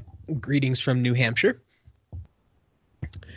I've been wanting to send you an email for the last 12 days since I first started this podcast, but I decided to wait until I was officially caught up. Now that I am, I almost wish that I wasn't. I got so used to having an episode right at my fingertips that I don't know how I'm going to wait a week in between. 32 episodes in 12 days? Dang. Terry, Once again, you're a maniac. Guys, you got a fan here. Just saying. yeah. This is like the second one in as many weeks that just plow through these episodes. I don't know how they do it. Says, anyway, I want to share my experience of this journey I'm taking with you guys so far. To give you a little background, I'm a youngish single mom of 3 kids who are all Potter obsessed, thankfully, a full-time student, and an employee with 3 part-time jobs. I say that to tell you this. I have no free time, but it took me less than 2 weeks to listen to every podcast because I'm absolutely obsessed. I listened while I was driving back and forth to school and work, even while I was at work sometimes, while I was cleaning, while I was doing my homework, while I was studying and taking tests, while I was putting the kids to bed, just constantly. It is just so good, which I've been telling everyone I come across. Thank you for that. Taryn, you're the best. She says, I have 0 critiques, unlike our friend Atari Alex. He also tried to kill Josh, to be fair, so you don't need to listen to Atari Alex at all. Unlike our friend Atari Alex, of whom I've grown quite fond. Except to say that, like many others, I wish each episode was longer. Although I understand why that's not feasible at this point. I love listening to you guys banter, and Josh's theories are the best things I've ever heard in my life. I literally laughed out loud until I cried at the Neville equals Crookshanks one. Look, that was a solid theory for a second. No. There is a chance, Collin, where that had some legs. How many butter beers did you have before Not you made enough. that prediction? Not enough, my friend. I know we still have a long way to go, but I'm so happy I found you. And hearing Josh fall more in love with the series as time goes on brings warmth to my heart. You guys are just wonderful. Thank you, thank you, thank you for what you're doing. As Josh would say, muggle out. No, Taryn, thank you. And let me ask you this. Then have we seen Crookshanks and Neville in the same room yet? No, we haven't. But we know Crookshanks stole his notes. Shh. Okay. Oh my gosh. Taryn Matt, had how do you let these things happen? How do you let Taryn this happen? had a follow-up email. Okay. She said, I forgot to add this in my other email, that my kids have actually overheard me listening to the podcast so many times that they now know and love the Harry Potter guys, as they call you. Oh, it's so cute. My oldest, who is 12, even asked if she could start at the beginning and listen to all of them. So guess who's going to be listening through them a second time? Part of the reason I was heartbroken to catch up was because I don't even want to listen to anything else. It's like you guys have become part of our household in a way that's totally normal and not creepy at all. And starting another podcast would mean we're betraying you somehow. Perhaps I'm overthinking this, but my point is that you're the best and my whole family knows it. Muggle out. Again. Taryn, don't worry. There are no other podcasts out there. Dang, what a kick butt mom. Holy crap. Yeah. I'm loving it. And shout out to, I'm going to use my time turner here, and shout out Taryn's oldest kid, who will be listening to this episode at some point. And hello. Welcome on this crazy journey. I hope I'm entertaining you as much as everybody else. And not all 12-year-olds are dumb. Let me just say that, because I've said some mean things about some 12-year-olds on this podcast. 13 is when you start getting dumb, so you're good for now. It's true. Yeah. All right. For this next one, I'm going to be sending you an image in the chat. Oh, interactive email. Oh, really? Is this a rebuttal from Atari Alex? Ugh, gosh. No. I need to remind the audience, he tried to kill Josh. I was there in person. It wasn't okay. It's true. So this is from our friend Rhonda. Okay, let's see if I could. Whoa. Holy moly. It's beautiful. Whoa! That's a squid. Wow. I'm impressed. Yeah. So Rhonda is somewhat of an artist. No kidding. She has. I had to ask her a couple questions about this. Like, just included this image and said, "Yeah, I think Josh will enjoy this," basically. And it's like, okay, wait. I'm like, so how did you make this? What is this? And it's like, okay. I asked her if I was supposed to share it with you right away or if she was going to show it to you or what was going on. It's like, okay, so please share this with Josh. And yes, I made it. It's a digital creation made up from physical elements, if that makes sense. No. I mash up my photos, drawings, and paintings and do some digital trickery. Sometimes I turn the whole thing back into cohesive oil painting.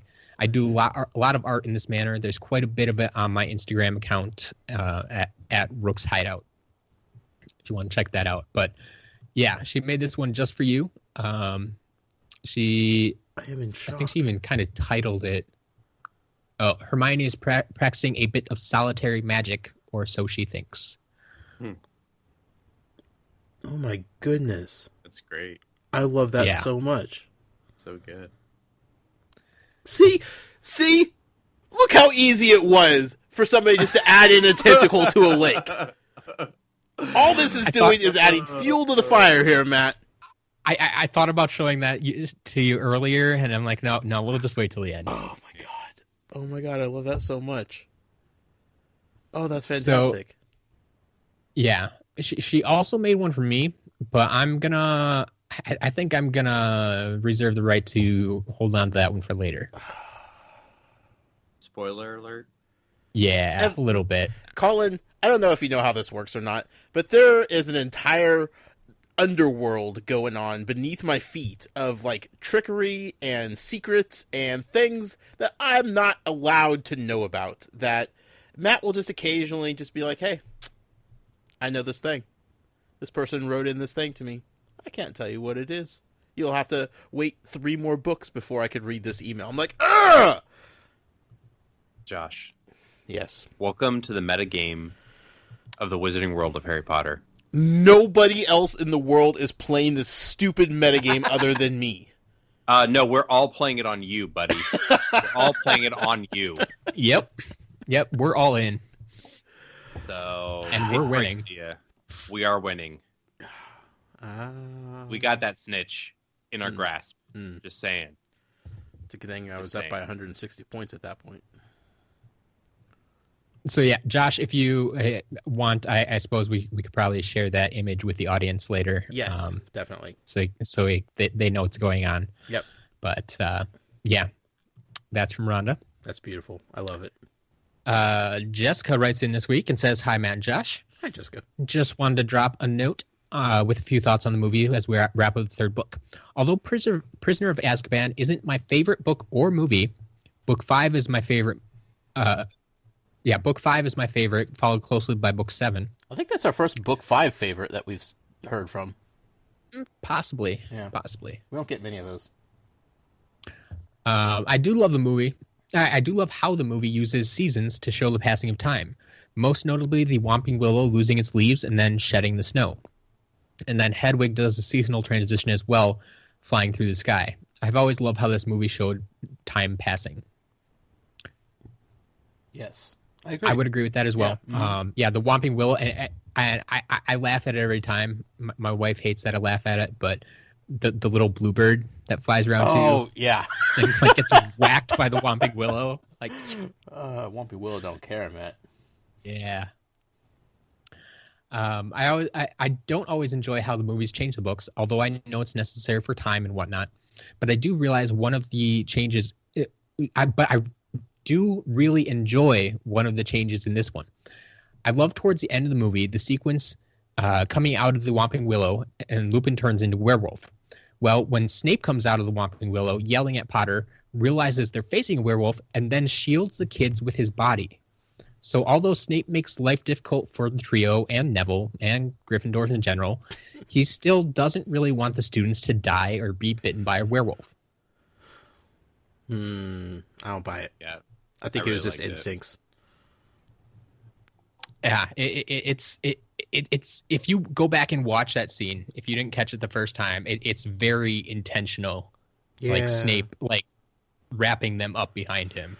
I know it's intentional, Matt. I just can't give Snape any credit at this point. Okay. Yeah, sorry.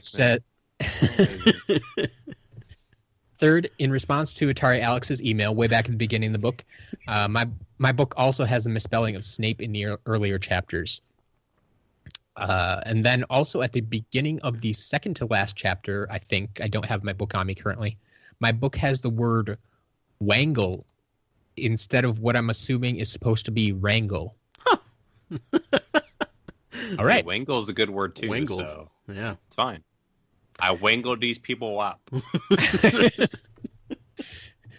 With that, it's time to head into book 4. Let the reading continue. Indeed. Thank you, Jessica. Let's see. Then, we got a couple of emails from Brent. All right. Hi, Brent. He had the most complete spell list so far, okay. I believe. So we have to thank him for that. Sure. I will probably be double checking it. Not that I don't trust you. I just want, just glancing through it, it looks like there might be a mix of, because I wanted to separate out, as long as we're doing this, which ones were actually in the book and which ones were only in the movie. Because I know there are some of those. Okay. Did you notice any of those in this one? Matt, you're asking me questions that I can't answer at this point. Okay. Fair enough. You can't. I can't keep up with the spells. That's why we're getting you your spell list. Yes. But he did write in a separate email. It says, Dear Justin Matt, last week I wrote to you explaining why Prisoner of Azkaban is one of my favorite books in this series. Now let me tell you why Prisoner of Azkaban is one of my least favorite of the movies. And in doing so, perhaps answer a question you left unanswered last week regarding Harry's Patronus. I'll start by saying that I fully understand that when you translate a book into a movie, you most often by necessity have to leave some stuff out. Alfonso Cuarón, the new director of this film, often talked about having the central storyline, and they kept everything that had to do with that and cut out things that didn't. I could perhaps forgive the horrible inconsistencies from the first two movies compared to this one, namely the complete layout changes of the Dursleys' house, the Hogwarts castle, and the location move of Hagrid's hut and the Whomping Willow, and the additions of the courtyard and bridge. Although I understand the new layout is based on direct input from J.K. I could forgive the entirely new, random look of Professor Flitwick, and the recasting of so many characters like Tom the Innkeeper, the Fat Lady, several of Harry's classmates, and even the mysterious missing Goyle and Malfoy's random new lackey that replaced him. And I'll even give it praise for the direction of the trio. The growth in acting these three made from the first two films to this one is tremendous. Yes. I loved Michael Gambon as the new Dumbledore and thought his portrayal was much more in line with the books than Richard Harris's was. I would disagree. Yeah, me too. And the casting of Lupin, Black, and Pettigrew were also spot on. That I would agree with. Mm-hmm. Yeah, I guess we didn't really talk about Pettigrew too much, but he especially right out of the transformation, he still has such a ratty look on his face. So yeah, he's so creepy. I'm Perfect. Like, yeah, that's exactly who I picture. My problem was he was so he was so ratty looking. I was having a hard time picturing him being friends with the group. I'm like, why would they even give him a time of day? I know a lot of it was like he probably followed them around to an extent. Yep. I always picture it as he thought he was part of the group, even though he was always standing like 4 feet away from them. Right. Yeah. That I can understand. Yeah. I don't know. I feel like his appearance has to do with him being a rat for how many years? Yeah. Your looks are going to go to crap if you're a rat for that many years eating cheese. Think about you were crawling on the ground for the past 12 years. You would look pretty bad too. Yeah, all the carbs you're eating. That's not okay.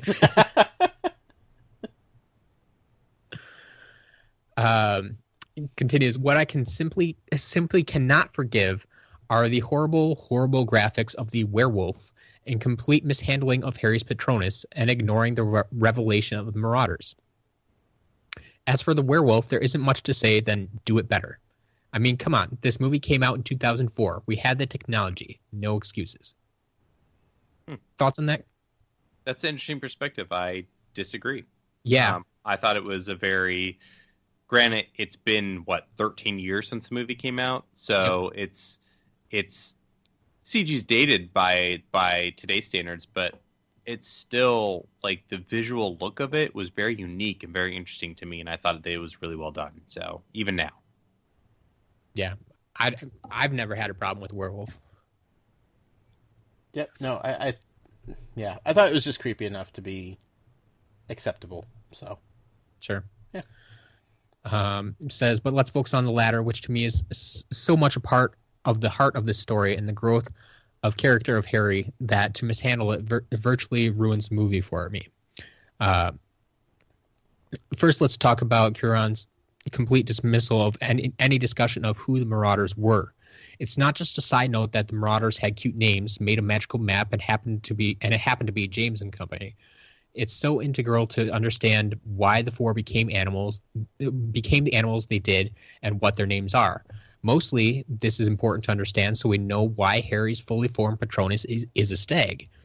Ultimately, Harry's happy thought is his dad, and it was Harry searching for the right happy thought throughout the story that was the key to the underlying theme of the story. His dad was a stag, was a stag in animagus form, and the Patronus represents your inner spirit. So because this happy thought was his dad, it was unlocked his deepest spirit, and out comes the Patronus stag. It was all a metaphor to show us what J.K. keeps telling us, is that Harry's parents, although dead, are alive and well inside Harry, even when he doesn't realize it. That's the entire moral of this particular entry into the Harry Potter series. It's why she keeps reminding us of how much she looks like his dad. It looks like his dad and even acts like his dad, except for his eyes. He has his mother's eyes. And sure, in this movie, when Harry first saw what he thought was his dad, he saw the Patronus coming like a stag. However, on the flip side, when we saw in the time-traveling portion, it wasn't a stag at all, but just a very large Patronus shield, suggesting that his Patronus wasn't actually a stag. I say shame. So that in-depth analysis, I totally respect and I totally agree with.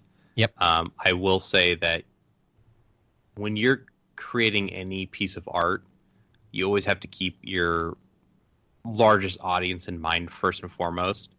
And when you have metaphors and theories and the perspective that this person's presenting, like, while I agree with them, you have to look at the overall audience that you're presenting it to, and the overall audience, unfortunately, is going to be the people that read the books and the people that don't read the books, right? So the people that read the books, that remember the books, are going to know what they're talking about, but the other 50% of people that never read the books are not going to understand.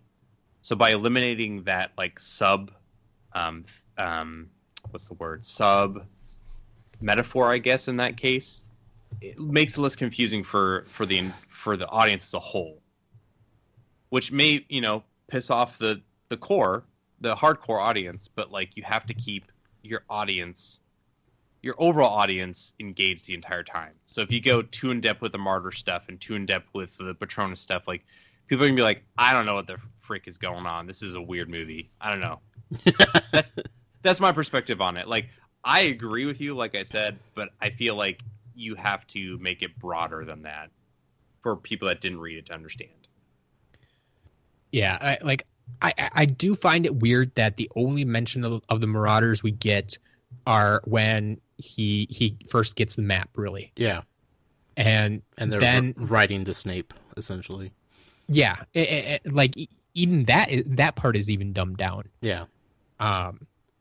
And so we just don't get a lot of the Marauders throughout the movie. And so, yeah, it wouldn't make a lot of sense to bring it up at the end again and say, oh, yeah, by the way, these people were the Marauders. And like, oh, okay, who cares? Right. Like, it would seem weird in the state of the movie then. Like, you'd have to add a lot throughout the movie to make that happen and make sense. Sure. Now, the part I have a problem with is, yes, the Patronus itself. Because to me, this feels like it should have been a simple thing to do. Because they, like he said, the first time through, you see the stag across the lake. But then we just get these big waves of Patronus power or whatever you want to call it. Like, I'm like, no, it clearly says he saw the stag running around like bucking the Dementors out of the way. Like that, you already created the stag. Just make it move a little bit. It's not that hard. I think it's a visual choice.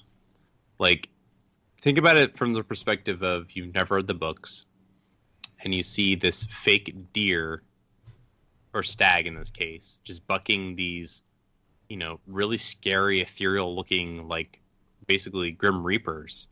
Like, what's more visually appealing to you in that case, that you haven't read the book? A crazy power wave of magic killing them, or a little deer that's, like, headbutting them? I mean, I'm just saying, like, and I understand.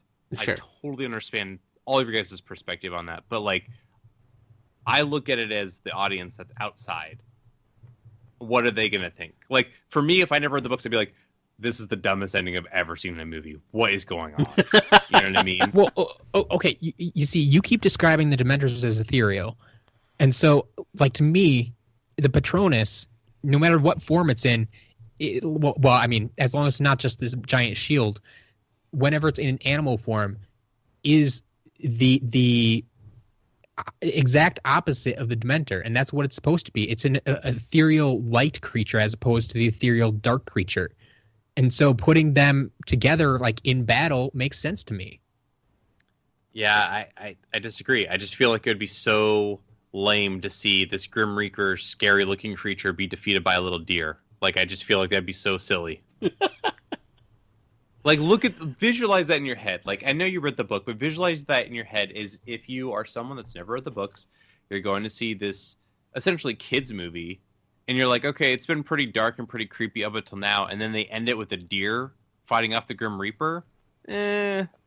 Okay, can you at least like make the deer come to the other side of the lake and then just have like some super like charging move to just ram them all out of the way at once or something? Maybe that's a choice they could have gone with, but I feel like that would also confuse the audience too. Yeah. I don't know if there's a right answer to that. There's a lot of different answers, that's for sure. Mm-hmm. I'm just saying, like, I totally respect all your guys' opinions, and I agree with you because it's more true to the source material, but I'm looking at it as an outside perspective. Devil's advocate, as you were. Sure. Yes. So Brent finishes up with, so for me, this movie fails because it seems to miss the heart of the book, heart of what makes this book so special. Well, it was directed very well and very artsy, which I can appreciate. It missed the most important element of this whole book, and it clearly lands this movie for me in the overall number 6 spot of ranking of the movies. Interesting. Wow. 6 out anyway, of 8, huh?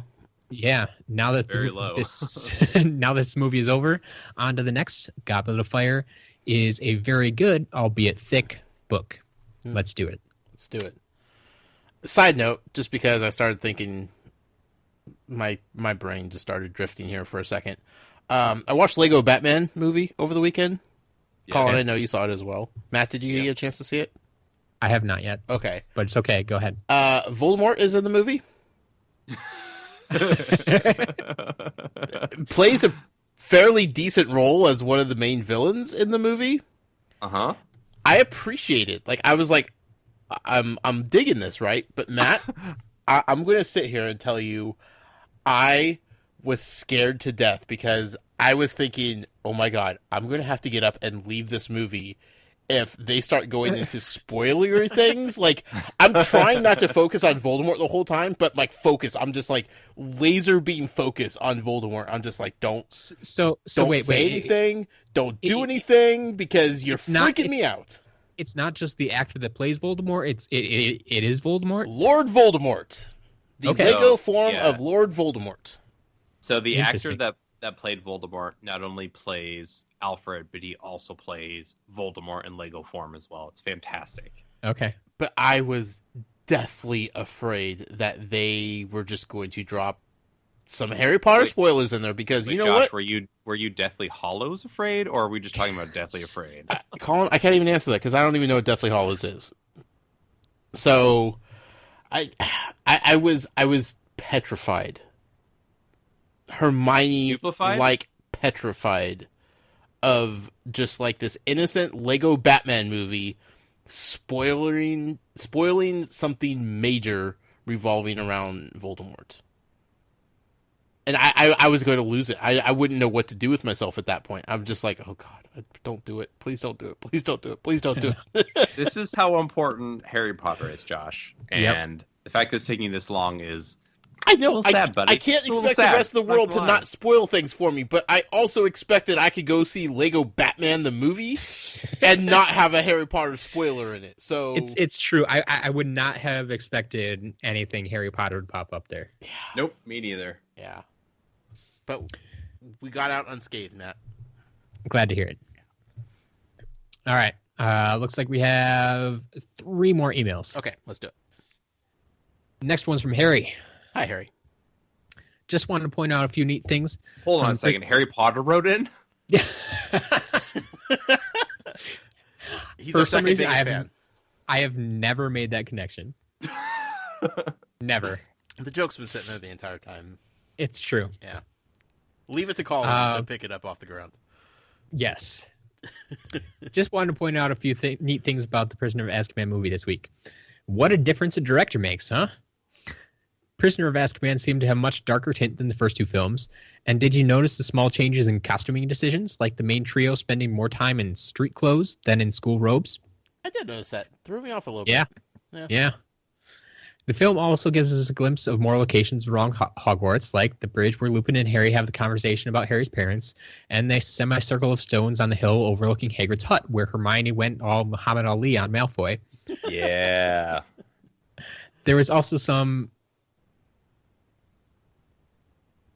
Okay, sorry.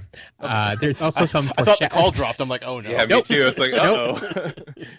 There's also some foreshadowing with all the imagery based on time or timekeeping, like shots of the large Hogwarts clock and the pendulum swinging in the castle entrance. Oh, yeah. Yeah. Well, I am sure Josh is disappointed by everything that got cut out from the books. I really do like some of the decisions in this movie, like Lupin laying down that jazzy record as background tunes for the Boggart lesson. Oh, that was good. I like that. Yeah. Or Snape shielding the trio behind him when Lupin begins to transform outside the Whomping Willow. Finally, it's hard to talk about this movie without pointing out the switch in Dumbledore's from Richard Harris, who sadly passed away after filming Chamber of Secrets, to Michael Gambon. I preferred Harris, who always delivered his Dumbledore lines with a mysterious, mischievous playfulness and a twinkle in his eye. I read somewhere that Ian McKellen should have played him instead. What are some of your thoughts? That would have been so weird. If Ian McKellen played him, he played Dumbledore and Gandalf. No. And Magneto. And Magneto. I definitely disagree with that. Like, I like the idea, but no. Yeah, that would have been weird.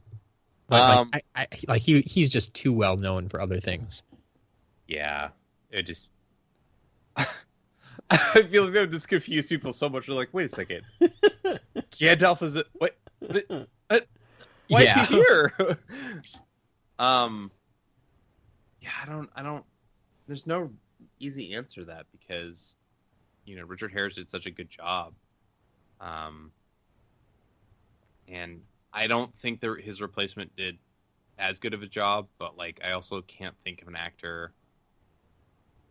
Maybe John Hurt, but he was the he's the wand guy.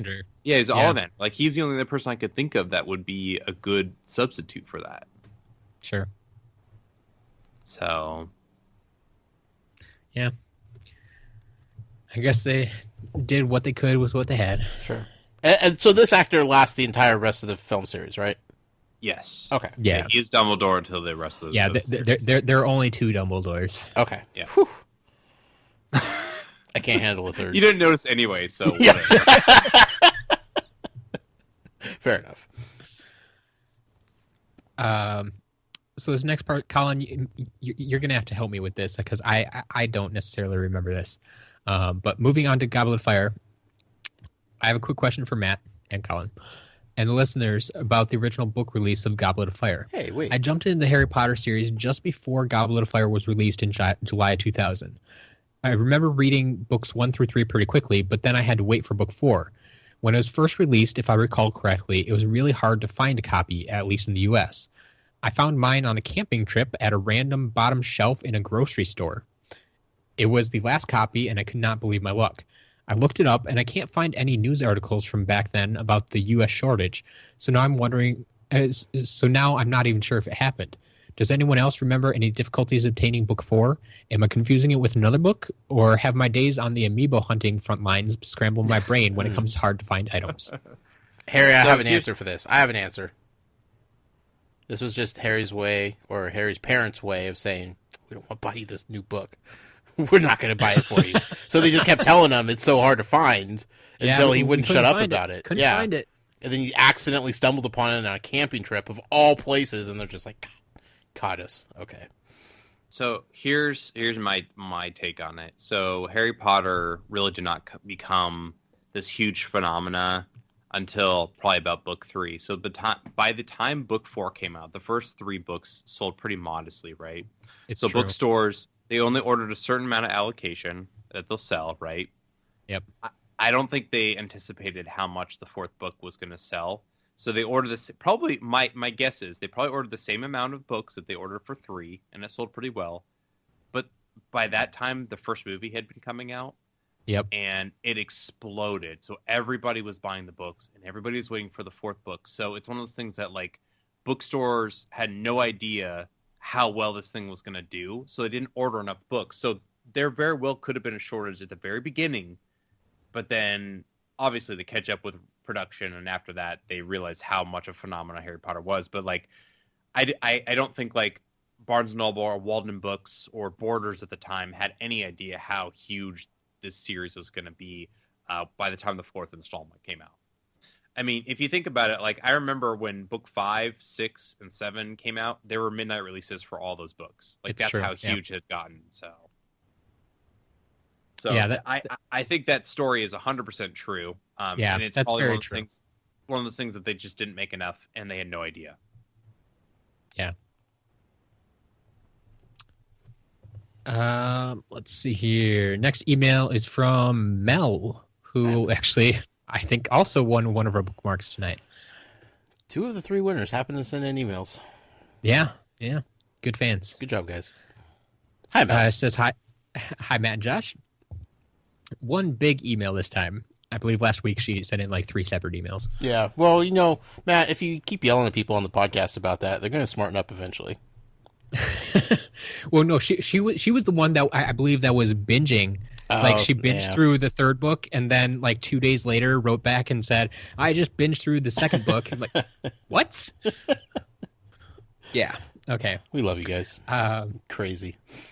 So first, I have now listened to the Philosopher's Stone. Sorry, not sorry, Americans. So all caught up. It took me 2 days. I'm not familiar with what she's speaking of, Matt. Yeah. Is that the Full Metal Alchemist reference? I want to throw out some theories to answer a few questions you posed in your last episode. Prongs Road again. Dumbledore mentions before Harry and Hermione travel back in time that he believes their story as it matches Sirius's. I believe Sirius told a very quick version of what happened when they were all at school.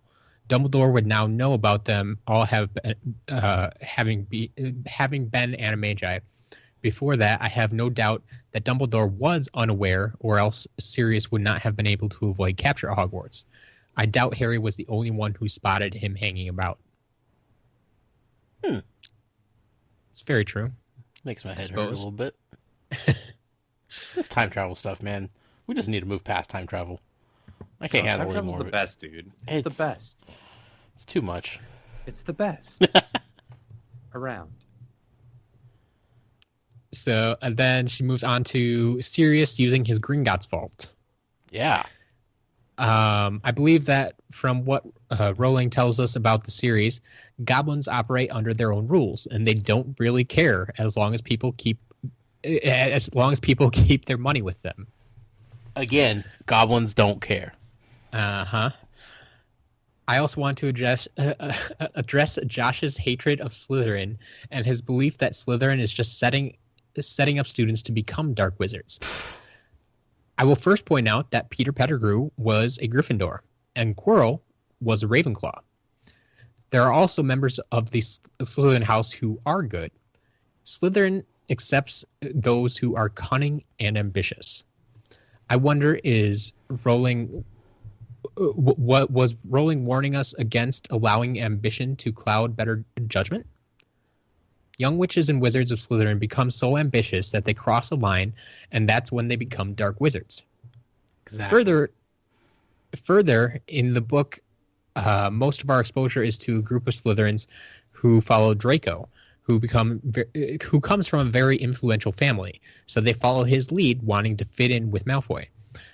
I think students of questionable morals go to Slytherin. None of this is convincing me to like Slytherin anymore. If you remove the house, those students will just end up elsewhere making the same decisions. Harry been sorted into Slytherin, he would still be Harry, but just with different friends with different advice for him. I have something to say on this. Okay. Hashtag Josh is right. Yes. Slytherin. No good snakes in the grass. Can't trust a Slytherin as far as I could throw them. Yep. You remove Slytherin from Hogwarts, there's no evil. There's no bad things happening. There's no bullying. There's no hurt feelings. Everybody's happy. Everybody's enjoying life. Gryffindor is just flying around, playing Quidditch, being the fantastic jocks that they are. Ravenclaw, they're trying to figure out what exactly their purpose is. Hufflepuffs, they're just hanging out doing Hufflepuff things, you know? Know what I'm saying? Right, you gotta do your Hufflepuff thing. Yeah, gotta do your Hufflepuff thing. Right. Slytherin's just there to make trouble and just Yeah. cause chaos for everybody else. Toil and trouble. Something wicked this way comes from Slytherin. Phew. I mean, I don't know how we can make our point any clearer. I mean, all the bad folks come from House Slytherin, so... They the worst. And the Peter Pettigrew thing, let's be clear, I thought we settled this last week, that he was mistakenly put in Gryffindor, one of only a couple mistakes made by the Sorting Hat. Yeah, Sorting Hat, Sorting Hat has an off day every so often. Think about it. Like, Right. Harry Potter had the hat on, and he was like, not Slytherin, not Slytherin. He's like, all right, whatever. I guess you can go to Gryffindor. I don't give a crap. You're Harry Potter, well, whatever you want, you know. Yeah. McGonagall going to Ravenclaw, whatever. I don't even know what Ravenclaw is. Yeah, what is that? But Peter Pettigrew being to Gryffindor, we all know that was a mistake. So you can't just say, "Oh, look, Peter Pettigrew's a Gryffindor and he went bad." No, he So the Sorting Hat's been around for thousands of years. They go senile. Sometimes he just forgets himself and says random things. Sometimes. Yeah. I've also heard he has Tourette's. So. That would make for an interesting movie. She continues, Prisoner of Azkaban is my favorite book of the series, and it is also my favorite movie. Yes! It is the real turning point where things start to change. The story doesn't really resolve into a neat little package, and you know that the events in this book, events that took place, are going to have carryover effects into the future story. Mm-hmm. The movie, of course, cut down a lot of material to fit in with time constraints. Prisoner of Azkaban is definitely a book that I would happily watch as a line-by-line, scene-by-scene retelling in movie form. Yes. It just has so much depth and weight.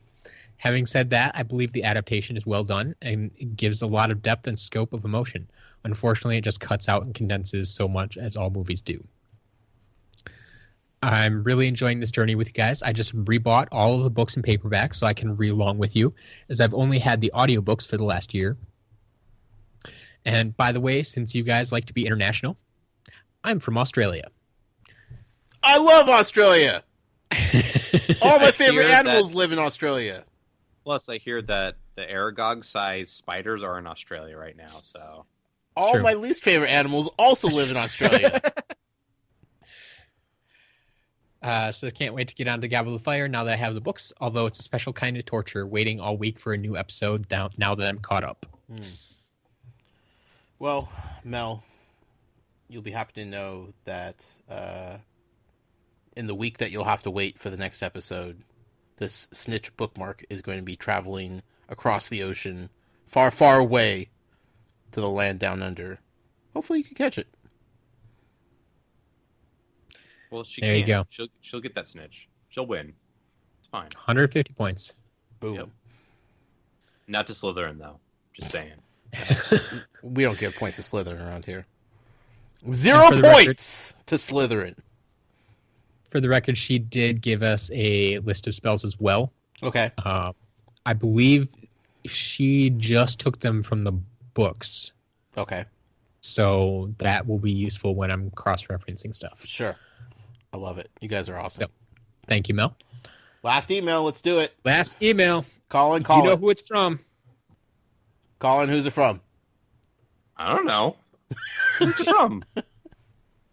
Say it, Matt.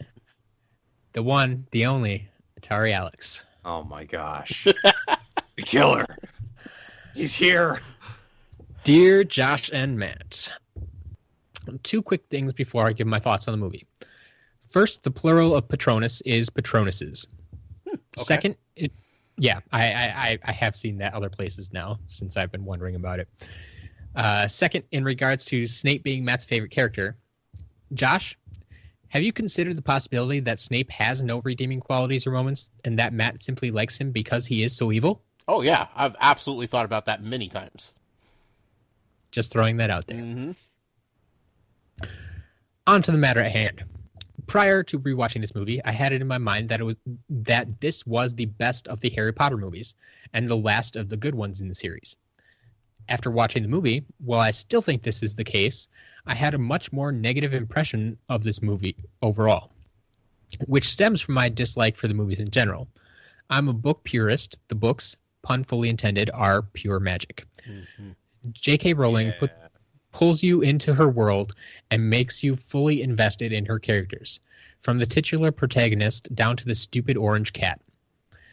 The movies do little to add to that sense of wonder and end up being stripped down versions of the stories they're based on. I realize this is a limitation of the medium because only the hardcore Potter fans would sit through a 6-hour film with every tiny detail included. I also acknowledge that the movies bring certain characters and scenes to life, like Alan Rickman's definitive performance of Snape, or the super trippy yet delightfully fun and bizarre night bus scene in this movie. Mm. The trade-off is we also lose so much that makes the book so memorable.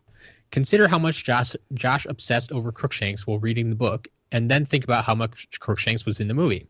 Practically none. Yeah. They left out such an important aspect of the book, yet somehow they had time to include weird stuff like the Something the Wicked This Way Comes song at the start of the term feast, or the fat lady attempting to shatter a wine glass with her voice. Or that was pretty good, though. Or the Gryffindor boys eating non-canonical candy, etc. Yeah.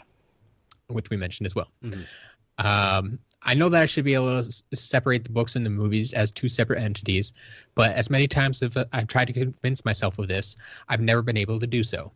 Maybe this one is on me, but I believe that the films should add to my love of the books, which they have constantly failed to do every time. A problem that is exacerbated as the film series progresses, but we'll cover that in about 6 months. A few other quirks and complaints I couldn't work into my rant. From a technical standpoint, the direction in this movie is phenomenal. The first 2 movies were directed by Chris Columbus, while this movie was directed by Alfonso Cuarón. I hate his last name. Collin, say it. You say it so smooth. Cuarón. Yeah, it does not roll off the tongue. Sorry. It's the Wisconsin accent, Matt. I never took any Spanish either, so it doesn't help. Yeah.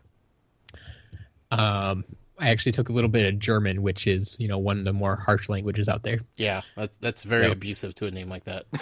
Yeah. So the first 2 movies were directed by Columbus, and this movie is directed by Alfonso, and the different styles are very evident and much improved, in my opinion. Wait, Matt, what was his name? Alfonso what? Alfonso. Oh, Alfonso. Alfonso. He's like Mario. Alfonso C. Ah, Alfonso C. Yes. C. CC. Oh my gosh. Finish the email. The grounds in this movie are noticeably expanded and look gorgeous. While it is a little strange that Hagrid's hut and the Whomping Willow are in completely different places, after you set that aside and absorb the beautiful English countryside that is featured in this movie, it is pleasant to watch. I don't like the scene where Lupin takes the scene from Harry. In the book, it makes perfect sense. Snape catches Harry acting fishy, confiscates the map, then gives it to Lupin. Here, Harry leaves his dormitory after hours without his invisibility cloak. Then Snape and Lupin just so happen to be wandering about the halls at night. It makes no sense. Stop. I asked the same question, and then Val reminded me exactly why they were up wandering the halls at night. Yep. Because they were patrolling, because they were on guard for Sirius Black at that point. Because it was all hands on deck for the staff and the faculty to make sure everybody was safe and secure around the castle. Got it.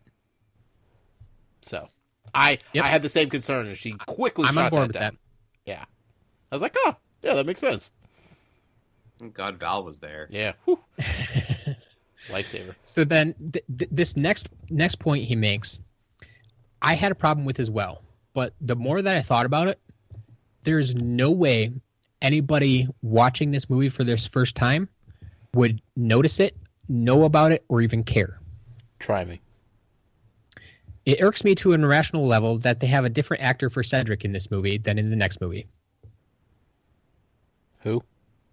Exactly. So, Collin... Where is he in this movie? I don't even remember. It's in the one Quidditch match that they show. They're playing Hufflepuff, and Harry and this other boy are both reaching out for the snitch. Mm-hmm. So obviously that's Hufflepuff Seeker, which in the book they tell us is Cedric Diggory. Ah, interesting. But they don't mention his name in the movie because it's just that one shot. They don't have to interact with him really. But he is mentioned in the third book already. Right. So, yeah. Who wrote this email? Atari Alex. Alex, why are you ruining my movie magic? So wait, so Cedric is different in the next movie, is what you're saying? Yes, Cedric.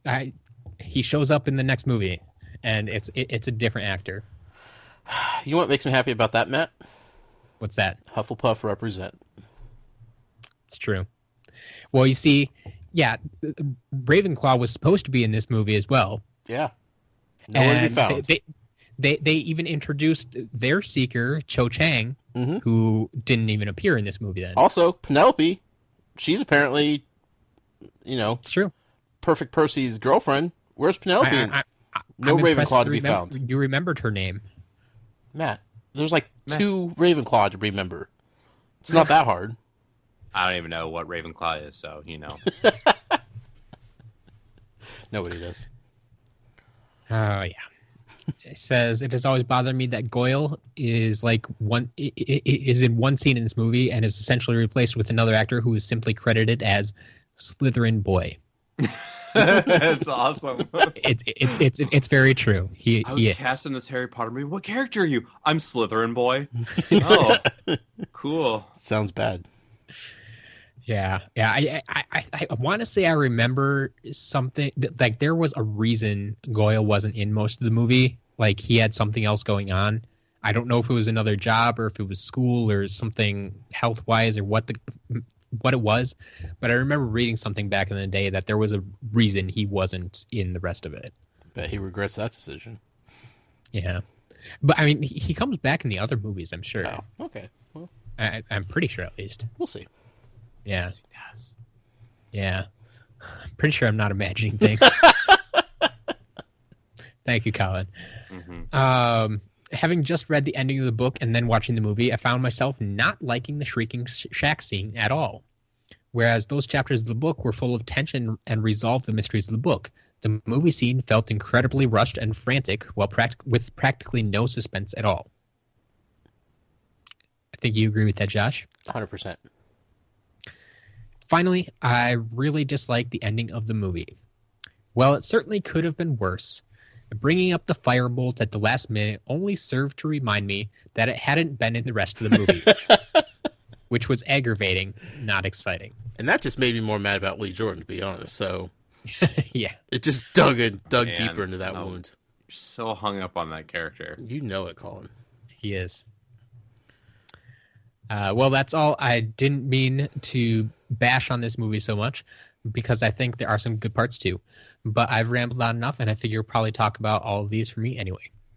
P.S. Josh, I hope your French pronunciation is très bon because there's a lot of it in the next book. Oh, goodness gracious. I'm not ready for French. Yeah, you should probably bone up on your French. Boy, oh boy. Two things. One, Yeah.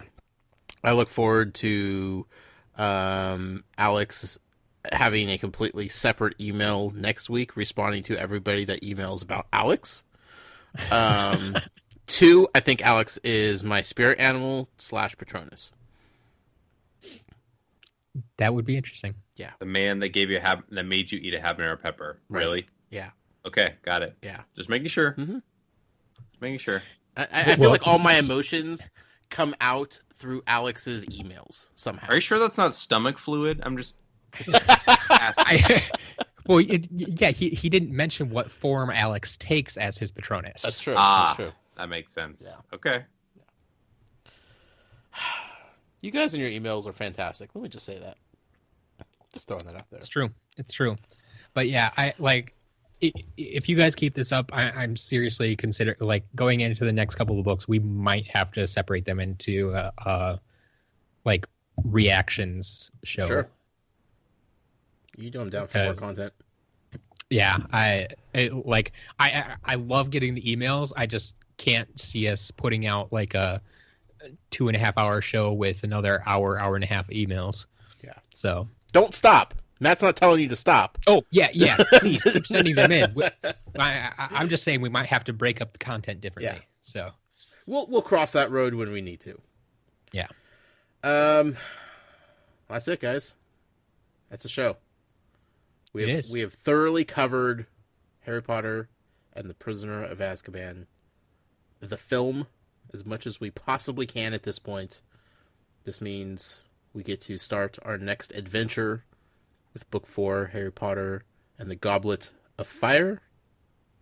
I'm excited. I hope everybody else is excited as well. Collin, thank you so much for joining us tonight. It was a lot of fun. Yeah, thanks for having me, Josh. And Matt, happy birthday to you. Collin, in case people want to say hi to you on Twitter and such, where could they find you at? I'm on Twitter at PDX_geek. You can also listen to me on the Joys of Games podcast, as well as a Platform Junkies podcast that you co-host with me. I do a lot of stuff. Again, thank you, Collin. We'll see you for movie 4 probably. Oh yeah, I'm down. Yeah, we'll try to make it happen. Somebody needs to wrangle me or wangle me. All right, I'm gone. Bye, guys. You can find me personally on Twitter at the Noise with a Y. Definitely be sure to follow the show on Twitter at Tales from GH. The website is talesfromgodricshollow.com. Up there is the full reading schedule as it stands now for Book 4. So go check it out.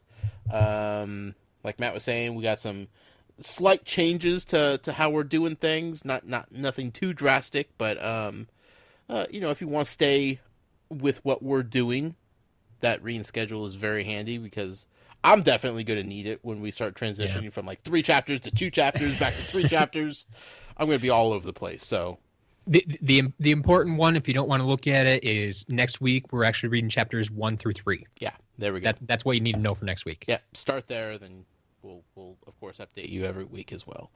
And then, of course, if you want to support us in what we're doing here with this show for this community that we're building here, including the giveaways that we're doing and everything else that's fun, you could do so over at Patreon, patreon.com/Tales from Godric's Hollow. Matt, where could the people reach out and say hello to you? You can always find me on Twitter at As a Matter of Matt. Otherwise, as so many of you are getting so good at, send me an email at talesfromgodricshollow@gmail.com. That's right. Keep them rolling in, folks. Keep up the Atari Alex mentions. Just everybody, just keep being you, because you guys are special. You guys are magical, and we love you all. Absolutely, every one of you, even Alex. With that being said, next week will be episode 34. We will be covering chapters 1 through 3 of Harry Potter and the Goblet of Fire. Until then, Muggle out. Mischief managed.